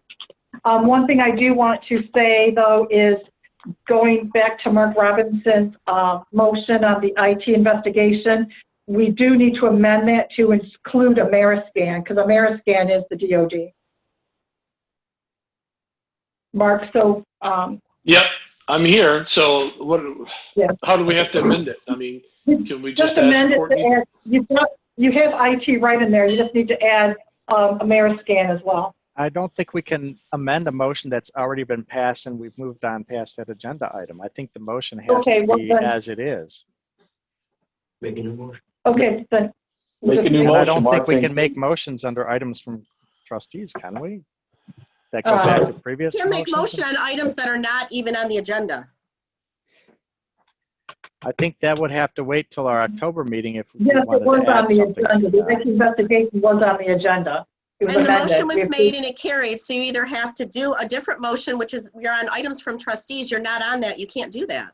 Yeah, I think that you would have to do that at the next meeting if you wanted to add more to it. As long as it doesn't cost us more than $500, what does it matter who we get it from? He's already referencing in the motion, though. It's just, he's already mentioning documents on demand, which is another vendor, that's all. That's not the motion that was made. So a new motion has to be made. Well, let's move on and let's do it next month if that's the case. Yeah. I think they've got enough to start with. If you want to add to it, you can make your motions at the next meeting to add to Well, it. but basically, it's just really an understanding with the council that it was investigating the documents on demand. Documents on demand, you know, is Ameriscan. So, and the emails is IT right. So I was just, even though that the motion does say both elements, I was just adding in the other vendor's name as for clarification. Is all I was doing. The documents on demand. It does include it. Yeah, so it doesn't matter. All right. All right. Just want to be sure. All right, let's move on.